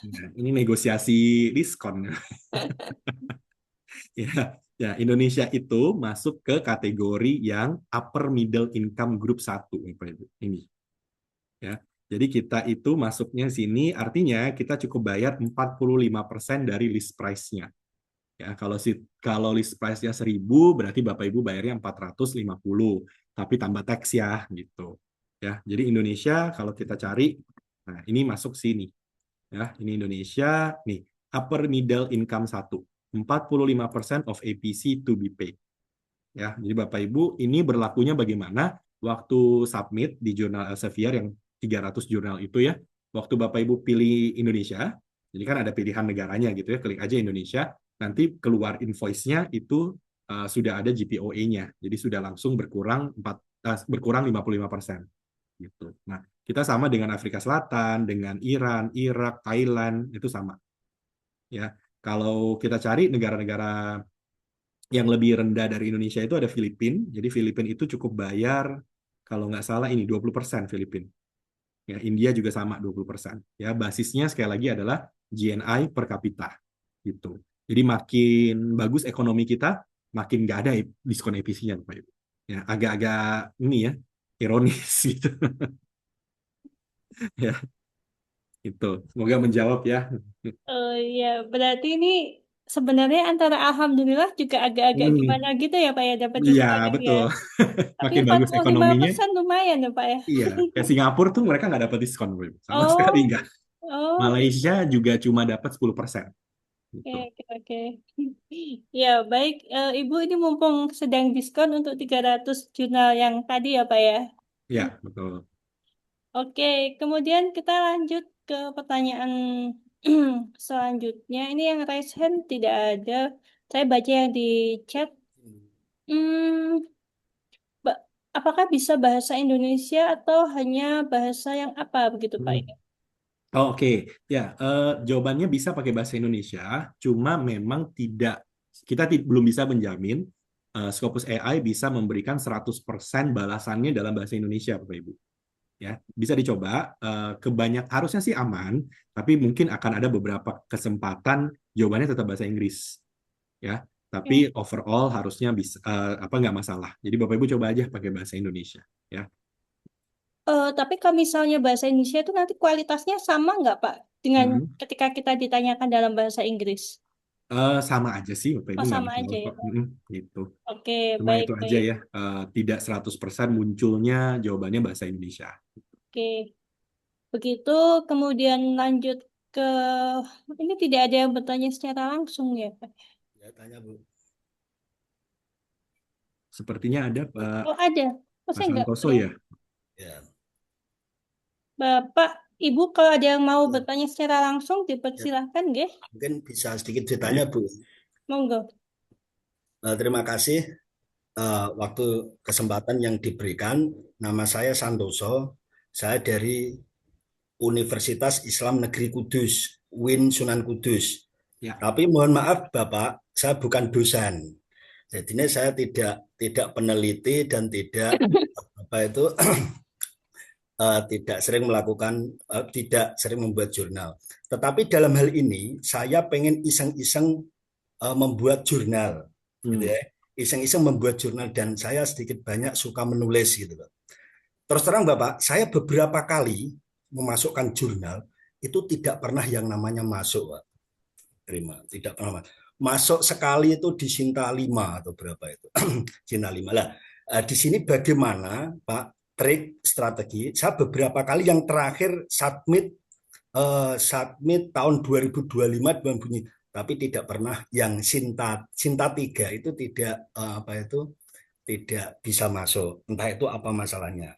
di satu sisi gitu loh, ada tawaran orang luar gitu loh, perguruan tinggi terutama yang swasta. Rata-rata dari temen, info dari temen itu apa itu bayar, Pak. Bayar, paling di atas JT lah gitu. Nah, bagaimana trik strategi kita bisa apa itu bisa benar-benar masukkan jurnal yang apa itu Sinta 1 atau 2 minimal buat kenang-kenangan yang tidak bayar. Karena yang sudah beberapa kali kita melakukan itu selalu ada tawaran yang bayar. Itu yang pertama. Yang kedua, ini masalah AI.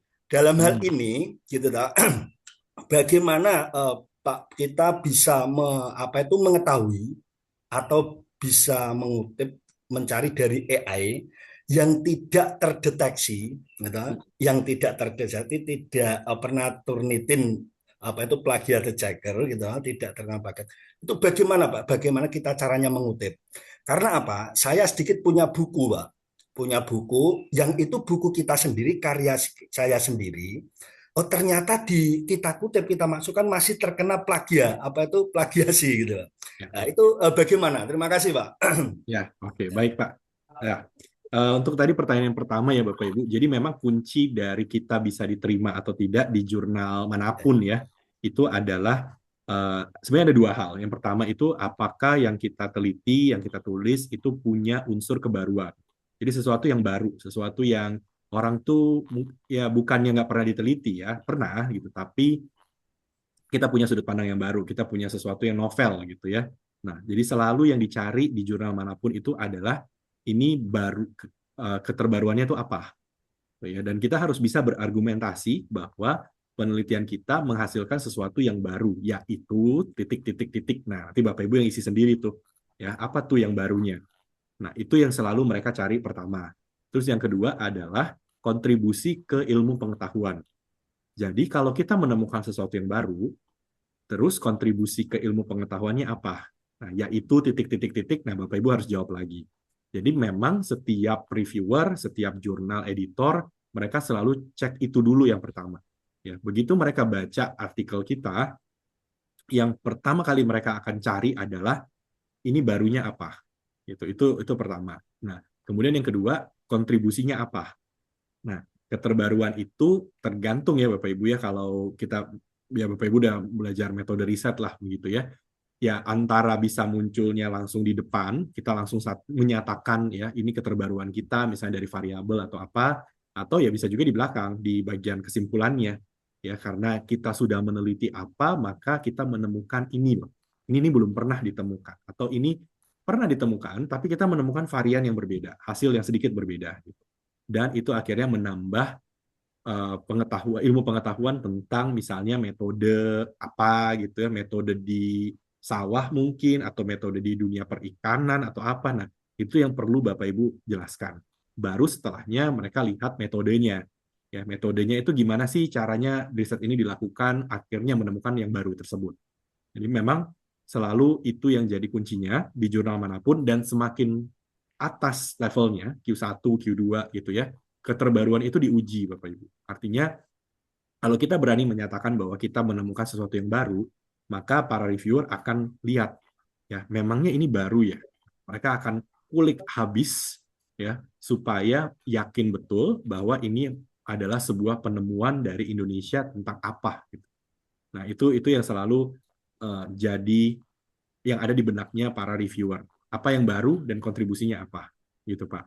Kemudian yang kedua, kalau mengenai bisa tidak ya kita pakai AI tapi tidak kedetek, justru itu nggak boleh gitu ya. Bahkan untuk kita misalnya kita punya buku sendiri atau kita punya penelitian yang sudah pernah publikasi, kita tidak boleh sekedar copy paste penelitian kita sebelumnya atau buku tersebut, karena itu artinya kita melakukan yang namanya self plagiarism, dan self plagiarism itu adalah pelanggaran etika ya. Kita memplagiasi diri kita sendiri ya. Artinya kenapa itu nggak boleh? Karena itu seolah-olah kita bilang ke satu dunia nih Bapak Ibu ya, saya menghasilkan sesuatu yang baru.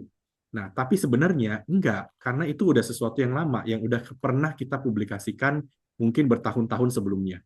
Ya, atau yang lebih parahnya lagi, misalnya ya, kita pernah publikasi satu artikel dalam bahasa Indonesia. Lalu kita publikasi lagi nih, cuma kita ubah dalam bahasa Inggris, Bapak Ibu. Nah, itu kan sama aja dengan kita bilang ke dunia, saya punya publikasi yang baru, saya punya penemuan yang baru, tapi sebenarnya tidak, itu hasil translate aja dari penemuan yang sudah pernah ada. Gitu. Nah, itulah kenapa kita memang di dunia akademik tidak memperbolehkan kita menggunakan AI yang hanya di copy paste saja atau kita melakukan plagiarisme ke diri kita sendiri, gitu Pak. Ya, semoga cukup jelas ya Pak Santoso. Mungkin bisa sedikit menanggapi Bapak. Hmm. Gini, bagi saya mungkin ya lagi-lagi karena saya tidak peneliti ya mungkin kurang begitu. Nggak artinya yang saya benar tahu, emang benar-benar jurnal yang dicari itu adalah yang bagaimana yang kebaruan terbaru. Bagi saya, nah, karena kasus yang belum ada yang terbaru itu sudah saya munculkan dan bahkan belum ada penelitian sebelumnya. Satu contoh gitu, maaf Ahmad Jauh Bapak, keputusan Ya. dari Pak siapa dari Mahkamah Agung itu tentang bagaimana nanti permasalahan kasus yang seharusnya biar tidak menumpuk di pengadilan, bagaimana yang sebelumnya harus dimediasi dulu, gitu. Tentang mediasi harus dimediasi. Itu wacana dari Mahkamah Agung dan itu belum ada penelitian yang terdahulu. Saya meneliti tentang itu dan sudah ada kebaruan yang terbaru. Tapi mohon maaf gitu, ini kira-kira menurut Bapak itu saya kurang pas di jurnalnya atau mungkin ada di tulisan saya atau kita harus pakai bayar dulu atau gimana gitu Pak ya. Oh iya, Masih. Pak. Nah, nanti Bapak Ibu kalau bertemu kasus seperti itu, ini kan adalah bagaimana kita bisa membuktikan bahwa ini betul baru atau tidak. Nah, itulah fungsinya referensi. Jadi kadang-kadang mungkin reviewer itu menganggap, atau misalnya Bapak Ibu berargumentasi ini baru nih, tapi menurut reviewer referensinya mana, yang dulu-dulu tuh mana gitu. Nah, sehingga kita bisa membuktikan referensi yang dulu-dulu itu tidak membahas mengenai hal ini. Mereka mungkin membahas sesuatu yang mirip-mirip, tapi bukan spesifik tentang yang saya bahas. Nah, itulah kenapa Bapak Ibu perlu sekali ya akses ya, Science Direct lah, Scopus, apa semua, untuk cari referensinya, lalu buktikan di referensi-referensi sebelumnya itu tidak membahas yang Bapak Ibu bahas. Nah, biasa kuncinya di situ. Kita harus membuktikan melalui referensi, Pak. Gitu. Dan oh ya mungkin satu juga ini untuk Bapak Ibu semuanya ya, open access itu tidak ada masalah, artinya bayar itu bukan sesuatu yang kita permasalahkan. Yang kita permasalahkan itu adalah kalau Bapak Ibu dipaksa harus bayar untuk terbit. Nah, dengan kata lain kalau Bapak Ibu tidak mau bayar atau mereka minta Bapak Ibu ya ini harus bayar dulu di depan, nah itu adalah pelanggaran etika publikasi. Ya. Jadi bayar itu tidak masalah, tapi bayar itu cuma dilakukan di akhir, plus proses review harus dilakukan dengan benar. Ya, jadi bukan Bapak Ibu submit hari ini, besok sudah disuruh bayar, dan lusa tiba-tiba terbit. Nah, itu udah jelas pelanggaran etika. Ya. Mungkin yang terakhir Pak, satu aja. Hanya masukkan kira-kira kalau saya punya jurnal kita masukkan di beberapa jurnal itu nanti kira-kira efeknya di mana Pak? Karena agak sedikit terima satu tidak terima, mungkin ada 5 atau sampai 10 jurnal gimana Pak? Ya itu nggak boleh Pak. Gitu. Boleh, jadi hanya boleh satu artikel ke satu jurnal. Sampai ditolak baru kita pindah ke berikutnya. Gitu ya. Ya makasih. Sama-sama Pak. Ya. Oke, baik. Begitu aja Pak Santoso. Menuju pertanyaan berikutnya, tadi ini sebenarnya juga sudah dijawab ya. Apakah perbedaan dan kelebihan jurnal yang open access dan juga yang tidak? Dijawab, ditegaskan lagi nggak Pak Johan? Ya, boleh. Bapak Ibu kalau nanti publikasi di open access, kan Bapak Ibu bayar ya. Nah, itu efeknya adalah artikel Bapak Ibu bisa dibaca for free. Jadi pembaca nggak usah bayar. Kalau Bapak Ibu pilihnya subscription, karena Bapak Ibu tidak bayar, pembaca harus bayar. Ya, makanya ada langganan. Misalnya langganan Science Direct itu buat apa? Untuk membaca artikel-artikel subscription. Gitu. Bedanya nanti sebenarnya di sana aja.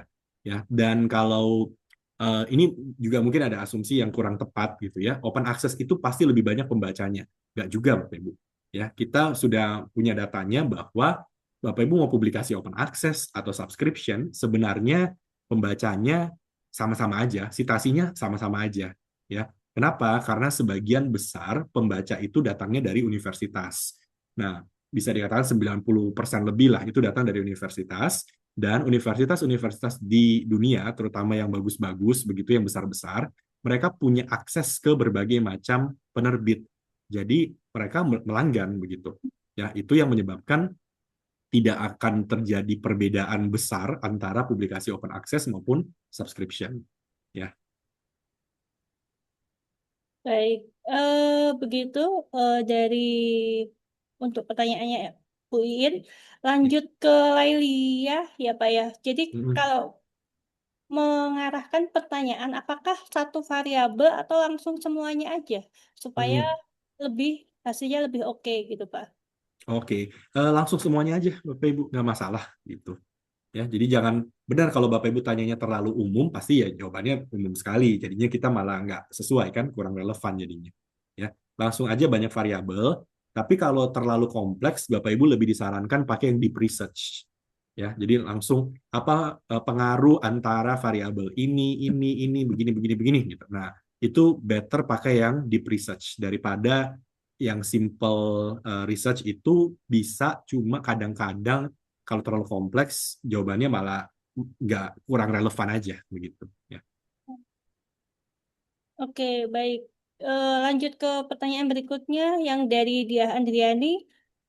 Indikator jurnal discontinue. Kalau dalam 1 tahun dari 35 menjadi 124 aman nggak ya Pak? Gitu. Oke, bisa jadi nggak aman karena lonjakannya terlalu tinggi. Ini Lonjakannya terlalu empat tinggi ya Pak empat ya? kali lipat. Ya. Jadi indikator jurnal yang discontinue, yang akan discontinue itu memang salah satunya adalah lonjakan artikel. Ya. Nah, biasanya lonjakan artikel itu memang tidak langsung discontinue. Kenapa? Karena kita tanya dulu ke editornya. Ya, kenapa terjadi lonjakan jurnal? Kalau editor bisa membuktikan, ya timnya nambah, ini begini, bla bla bla, ya sudah. Sebenarnya sih kita nggak masalah, ya. Tapi harus lebih hati-hati aja. Terus yang lain lagi itu biasanya kalau kita sudah tahu kita submit ke jurnal itu, lalu jurnal itu dengan begitu cepatnya dan begitu mudahnya menerima artikel kita, itu juga tidak, kita juga harus hati-hati. Atau kita submit ke jurnal yang katakanlah itu jurnal engineering, tapi paper kita paper pendidikan, diterima sama jurnalnya, itu sudah lupakan gitu ya, jangan publikasi di jurnal yang berbeda disiplin ilmu. Ya. Jadi hal-hal yang begini, kalau ada keanehan-keanehan pada jurnal, Bapak Ibu hindari saja, karena memang jurnalnya mungkin belum discontinue, tapi bisa jadi bulan depan jurnalnya discontinue. Gitu. Oke. Sebenarnya kalau jumlah aman dari 35 itu kira-kira berapa ya Pak ya? Biasanya sih kenaikan 10%, Oh 20% itu 10% masih aja ya Pak ya? masih kita anggap wajar lah. Yang ini belum tentu pasti kena discontinue, ya. Cuma makanya kita harus tanya dulu ke editornya, ya, bagaimana caranya jurnal ini bisa tiba-tiba punya lonjakan setinggi itu. Nah, kalau editornya bisa menunjukkan, ya tim kita nambah, ini kita begini, bla bla bla bla bla, ada buktinya, peer review-nya juga tetap aman, ya udah kita sih nggak akan menghalang-halangi gitu ya. Tapi kalau tidak dibalas, tidak dijawab, tidak digubris dan tidak bisa ini ya dipertanggungjawabkan, itu bisa kena. Ya. Oke. Berarti kalau cepat langsung di accepted, langsung bayar itu juga mengkhawatirkan ya Pak ya? Iya, itu paling nomor satu, Bapak Ibu. Udah hindari yang Oke, begitu. oke. Baik, pertanyaan berikutnya ini kita sambil ngebut juga dari Mm-mm. Bu Tari. Apakah konsep map yang diberikan oleh Scopus AI bisa dituliskan dalam artikel dan bagaimana cara pengutipannya? Boleh, Bapak Ibu. Yang penting kan sebenarnya hasil jawabannya itu tetap Bapak Ibu paraphrase, lihat dulu gitu ya. Nanti Bapak Ibu atur sendiri, nggak masalah. Jadi pengutipannya tuh pengutipan biasa biasa saja. Ya. Oke, begitu lanjut lagi ke Pak Trijoko. Apakah hasil deep research mencerminkan state of the art atau hanya tren dominan di Scopus? Ini tren aja, belum tentu langsung menghasilkan state of the art, Bapak Ibu. Itu terutama gini, mungkin salah satu kelemahannya Scopus AI ya, Bapak Ibu ya. Tadi saya sebenarnya sempat info di awal, kelemahan Scopus AI ya, yaitu pasti ada kelemahan, yaitu Scopus AI itu basisnya abstrak. Ya, jadi kalau basisnya abstrak, eh, ya tergantung isi abstraknya apa, Bapak Ibu. Ya, itulah kenapa mungkin ya ini jujur aja di Bapak Ibu ya. Coba Bapak Ibu tanya metode ke Scopus AI. Biasanya jawabannya kurang bagus. Karena apa? Bagian metode itu adalah bagian yang biasanya kalau di abstrak tuh paling simple, cuma satu kalimat. Ya, sehingga itu menyebabkan hasilnya tidak akan sebagus itu. Ya, itu kenapa kita improving dan kita ini mungkin pengumuman aja ke Bapak Ibu ya. Scopus AI itu sekarang itu ada Scopus AI dan ada Science Direct AI. Ya, kalau Science Direct AI itu masuknya ke full text. Ya, nah tapi ini dalam waktu dekat rencananya kita akan melebur menjadi namanya Lip Space. Jadi nanti Scopus AI itu namanya kemungkinan akan berubah menjadi Lip Space. Ya. Nah, Lip Space itu akan menyempurnakan kelemahan-kelemahan yang ada. Simpelnya gitu, Bapak Ibu. Ya, jadi kalau sekarang memang ada kelemahannya, tapi nanti ya udah kelemahannya bisa diatasi lah, ya. Tapi masih awal lah, ya. Itu udah ada pengumumannya, tapi secara fitur dan lain-lain intinya kita menyempurnakan apa yang sudah ada. Oke, begitu. Kemudian lanjut ke pertanyaan Pak Aryo. Apakah judul yang tergolong konsisten theme yang ditampilkan di bagian emerging theme juga mengartikan bahwa judul itu berpotensi Mm-mm. menghasilkan judul kontribusi yang baru? Oke, iya masih tetap oke sih sebenarnya Bapak Ibu ya untuk yang konsisten tim. Cuma memang ini dianggapnya gini, udah lumayan banyak nih. Jadi bukan berarti tidak bisa, namun bisa jadi takutnya jurnal-jurnal itu menganggap ini udah kebanyakan. Itu aja Bapak Ibu. Ya, ini Jadi boleh. sebenarnya nggak bisa, bukannya nggak diterima, tetapi udah banyak begitu ya, Pak ya? Ya, udah banyak aja sebenarnya gitu. Oke, baik. Begitu kemudian dari Ibu Teguh, apakah ada batasan persen deteksi AI? Tergantung jurnal sih Bapak Ibu ya. Sama sih kayak dulu kan plagiarisme beda-beda ya, tiap jurnal beda-beda aturannya gitu. Nah, ini juga biasanya tergantung dari jurnalnya aja. Oke, jadi setiap jurnal itu memang punya policy sendiri-sendiri ya, Pak ya? Iya, Oke, betul. lanjut ke Pak Ahmad. Bagaimana cara meminimalisir AI detector? Apakah ada aplikasi yang efektif untuk humanize pekerjaan AI? Aplikasi banyak, Oh, cuma betul, betul. memang eh, cara paling iya adalah ya kita buat sendiri Bapak. Kita baca dari AI-nya, nggak apa-apa kita pakai AI, kita dibantu dan seterusnya, tapi ya kita kembali ke kita lagi. Sebenarnya golden rule-nya tuh gini, kalau kita pakai AI, itu tidak masalah. Minta cariin referensi, minta ini, apa segala, itu nggak masalah. Tapi yang ngetik nih, Bapak Ibu, yang mikir itu tetap human-nya. Ya, misalnya, oke, saya ambil ini dari AI karena ini bagus nih, pemikirannya begini. Tapi saya rajut dengan pemikiran saya sendiri, ya, yang benar seperti ini. Tapi saya minta bantuan AI lagi untuk, nah itu sebenarnya it's okay, tapi karena pemikirannya tetap dari kita. Kita yang atur ini arah risetnya bagaimana, hasilnya bagaimana. AI itu cuma bantu kita untuk itu tadi cari referensi gitu ya. Nah itu nggak masalah sama sekali. Jadi kendalinya tetap di kita, AI sebagai tool-nya begitu ya, Pak ya? Ya, betul.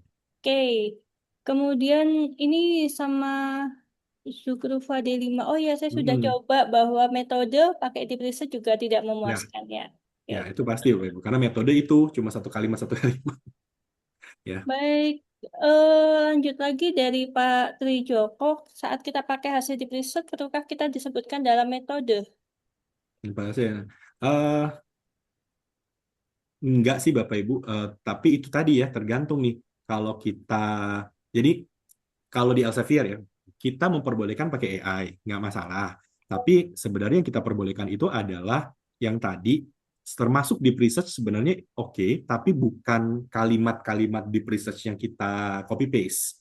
Jadi yang kita perbolehkan adalah silakan Bapak Ibu pakai deep research. Lalu dengan bantuan deep research, Bapak Ibu kan dia tuh ada referensi-referensi, ada apa gitu ya, info-info yang diberikan. Nah, itu dipakai tapi dirajut dengan pemikiran sendiri. Nah, itu yang kita harapkan, bukan kalimat-kalimat di dalam deep research-nya yang di copy paste gitu. Oke, oke. Ini, wah, tambah lagi pertanyaannya. Pak Johan, penggunaan Scopus AI bagaimana meminimalisir similaritas? Ya, sama Bapak Ibu, itu aja. Jadi pakai tapi mikir sendiri, ketik sendiri, Itu udah diolah jelas ya, sendiri Pak ya. gitu. Betul. Langsung bisa minimal. Ya, betul. Eh, Sebenarnya ini kuncinya nih Bapak Ibu. Ini saya dikasih tahu sama programmernya AI-nya Elsevier ya. Deteksi AI itu bisa karena AI itu punya sebenarnya pattern yang sama. gitu. Jadi kan ada mesin Gen AI, ada mesin deteksi AI. Mesin deteksi AI akan kenal sama Gen AI karena Gen AI itu akan menghasilkan gaya bahasa yang sama gitu. Nah, karena gaya bahasanya sama, pattern itu kelihatan sama si deteksi AI-nya. Kalau manusia nggak begitu. Jadi manusia itu punya kecenderungan meskipun sestruktur apapun pemikiran kita, waktu kita lagi mengetik sesuatu, pasti pattern itu akan break. Katanya gitu. Jadi misalnya ya, kan kita kenal SPOK gitu ya. Jadi kalau kita SPOK, pasti akan ada di mana tiba-tiba kita break O-nya misalnya di depan atau K-nya di depan gitu, Pak Ibu. Nah, ketika pola itu terjadi, maka itu akan dianggap sebagai ini human gitu. Karena pola itu nggak kelihatan atau pola itu ada tapi terbentuk sedikit lalu kebentuk lagi, break lagi. Nah, itu human tuh. Nah, itu kata programmer begitu. Cuma saya kurang begitu paham apakah benar karena saya bukan programming. Cuma katanya begitu yang dideteksi. Ya. Oke, baik. Ini apakah ada yang mau raise hand apa kita lanjut lagi nih? Masih ada pertanyaan via chat. Dari Pak Ahmad ya. Apakah detektor itu valid, Pak? Jika valid, apa nama aplikasi yang digunakan untuk detektor AI? Oh, Karena apa ya? ya. Eh, Tergantung ini sih, Bapak Ibu. Tiap jurnal tuh pakai detektornya sendiri-sendiri gitu. Jadi misalnya apakah pakai Turnitin kan ada, terus yang lain-lain juga ada gitu. Jadi tergantung si jurnalnya pakai detektor AI-nya yang mana. Gitu. Ya. Oke, oke. Baik. Ini sudah kebaca semua ya pertanyaan. Apa ada yang raise hand belum kelihatan? Izin Bu, Pian, saya boleh Oke, bertanya Bu? silakan Pak, langsung. Ya baik Pak Johan, terima kasih atas waktunya Bu. Ya. Siap, mohon izin Pak. Tadi saya tuh sebetulnya kelihatan gitu ya di fiturnya Pak Johan di Sense Direct itu sudah ada AI begitu ya. Sedangkan kita itu di akun kita belum ada begitu. Saya boleh didemokan sedikit nggak Pak terkait dengan itu sehingga saya pengen tahu seberapa worth it nanti kalau misalnya saya berlangganan begitu. Nah, Oke, mungkin boleh, begitu boleh. Bapak, mohon izin. Ya, sebentar, tak buka dulu. Oke, kita buka Science Direct ya, Bapak Ibu.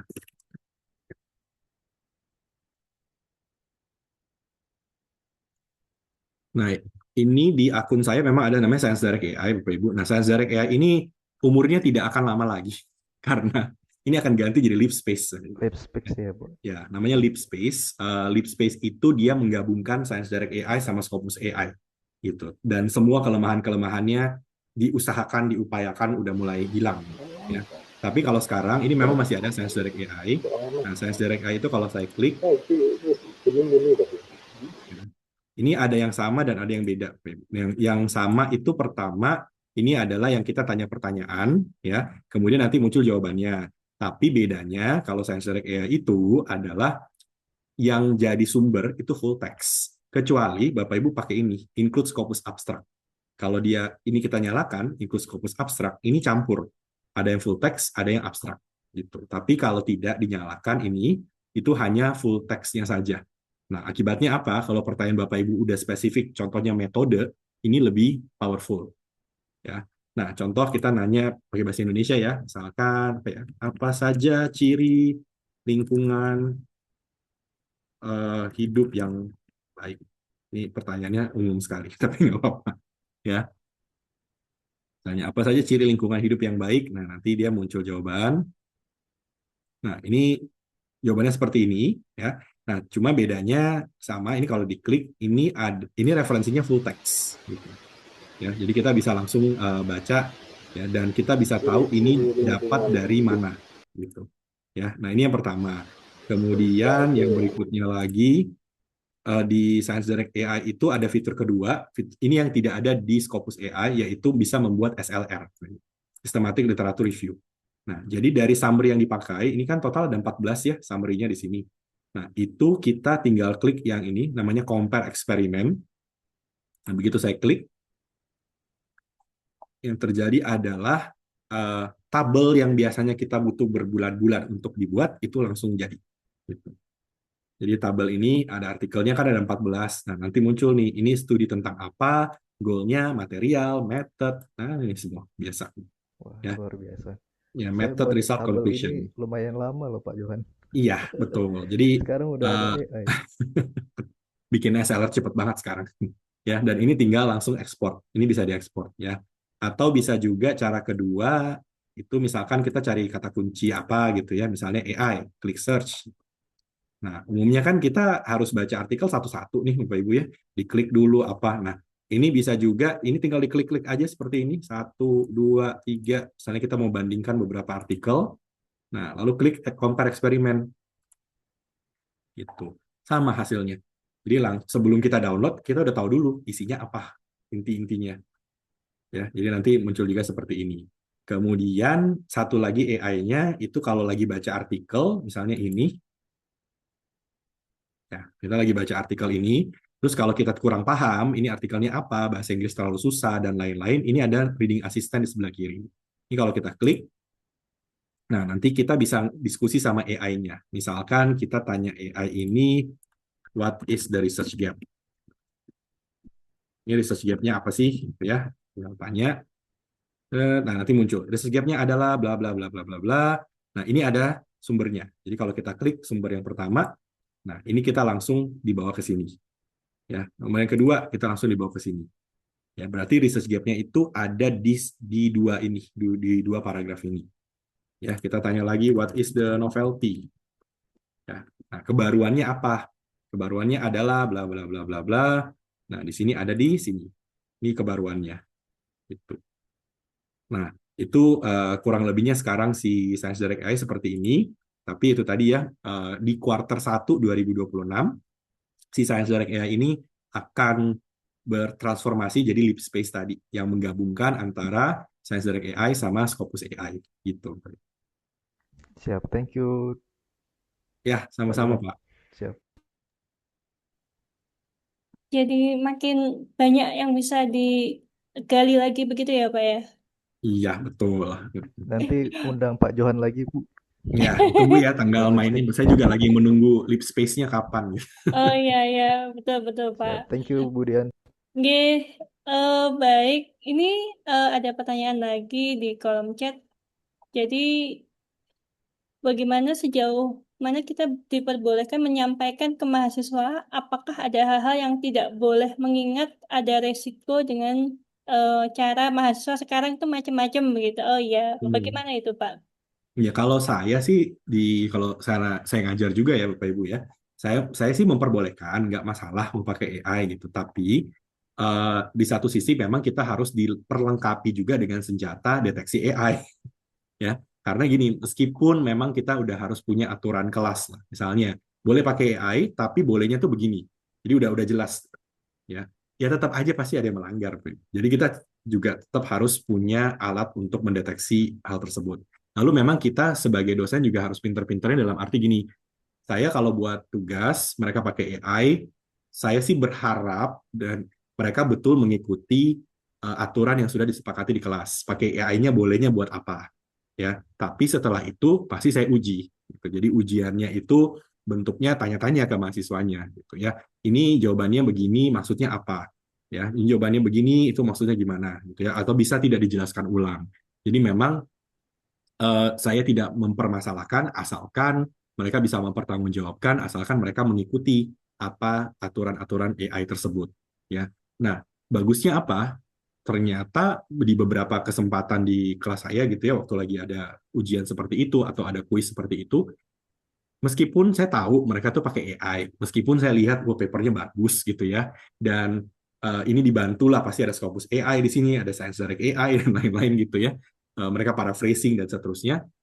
Tapi setidaknya kalau saya tanya, mereka bisa jelaskan. Setidak-tidaknya dalam pikiran saya adalah berarti mereka baca gitu. Mereka baca, mereka berusaha memahami itu. Dan itu lebih penting karena setidaknya pemahaman itu ada meskipun dibantu oleh AI. Ya, jadi memang kita ya sebagai pendidiknya juga yang lebih harus kreatif ya. Itu bagaimana mengolah ini karena toh meski kalau kita bilang enggak sama sekali gitu ya 100% tidak boleh ya tetap aja pasti ada yang curi-curi gitu ya tetap aja nanti kita juga akhirnya jadi pusing sendiri menangani hal-hal seperti ini gitu. Kalau saya sih seperti itu Bapak Ibu ya. Jadi perbolehkan tapi ada rambu-rambunya. Oke, kayaknya semua pertanyaan sudah dijawab oleh Pak Johan ya Pak ya. Ini apakah ada yang kelewatan Bapak Ibu? Baik. Kalau sudah tidak ada yang bertanya lagi, berhubung ini juga waktunya sudah mau menuju jam 11, saya akan menutup webinar ini. Terima kasih kepada Pak Johan, terima kasih kepada Bapak dan Ibu yang sudah mengikuti dari awal sampai akhir. Mudah-mudahan webinar ini semakin membuat kita mencerahkan, membuat riset itu semakin berdampak begitu tadi pesannya begitu. Mohon maaf apabila ada salah-salah kata, nanti Bapak Ibu bisa mengisi link sertifikat, kemudian bisa mengikuti info-info tentang apa ya kegiatan di perpustakaan di website di perpustakaan. Baik, begitu penutup dari saya. Terima kasih. Wassalamualaikum warahmatullahi wabarakatuh.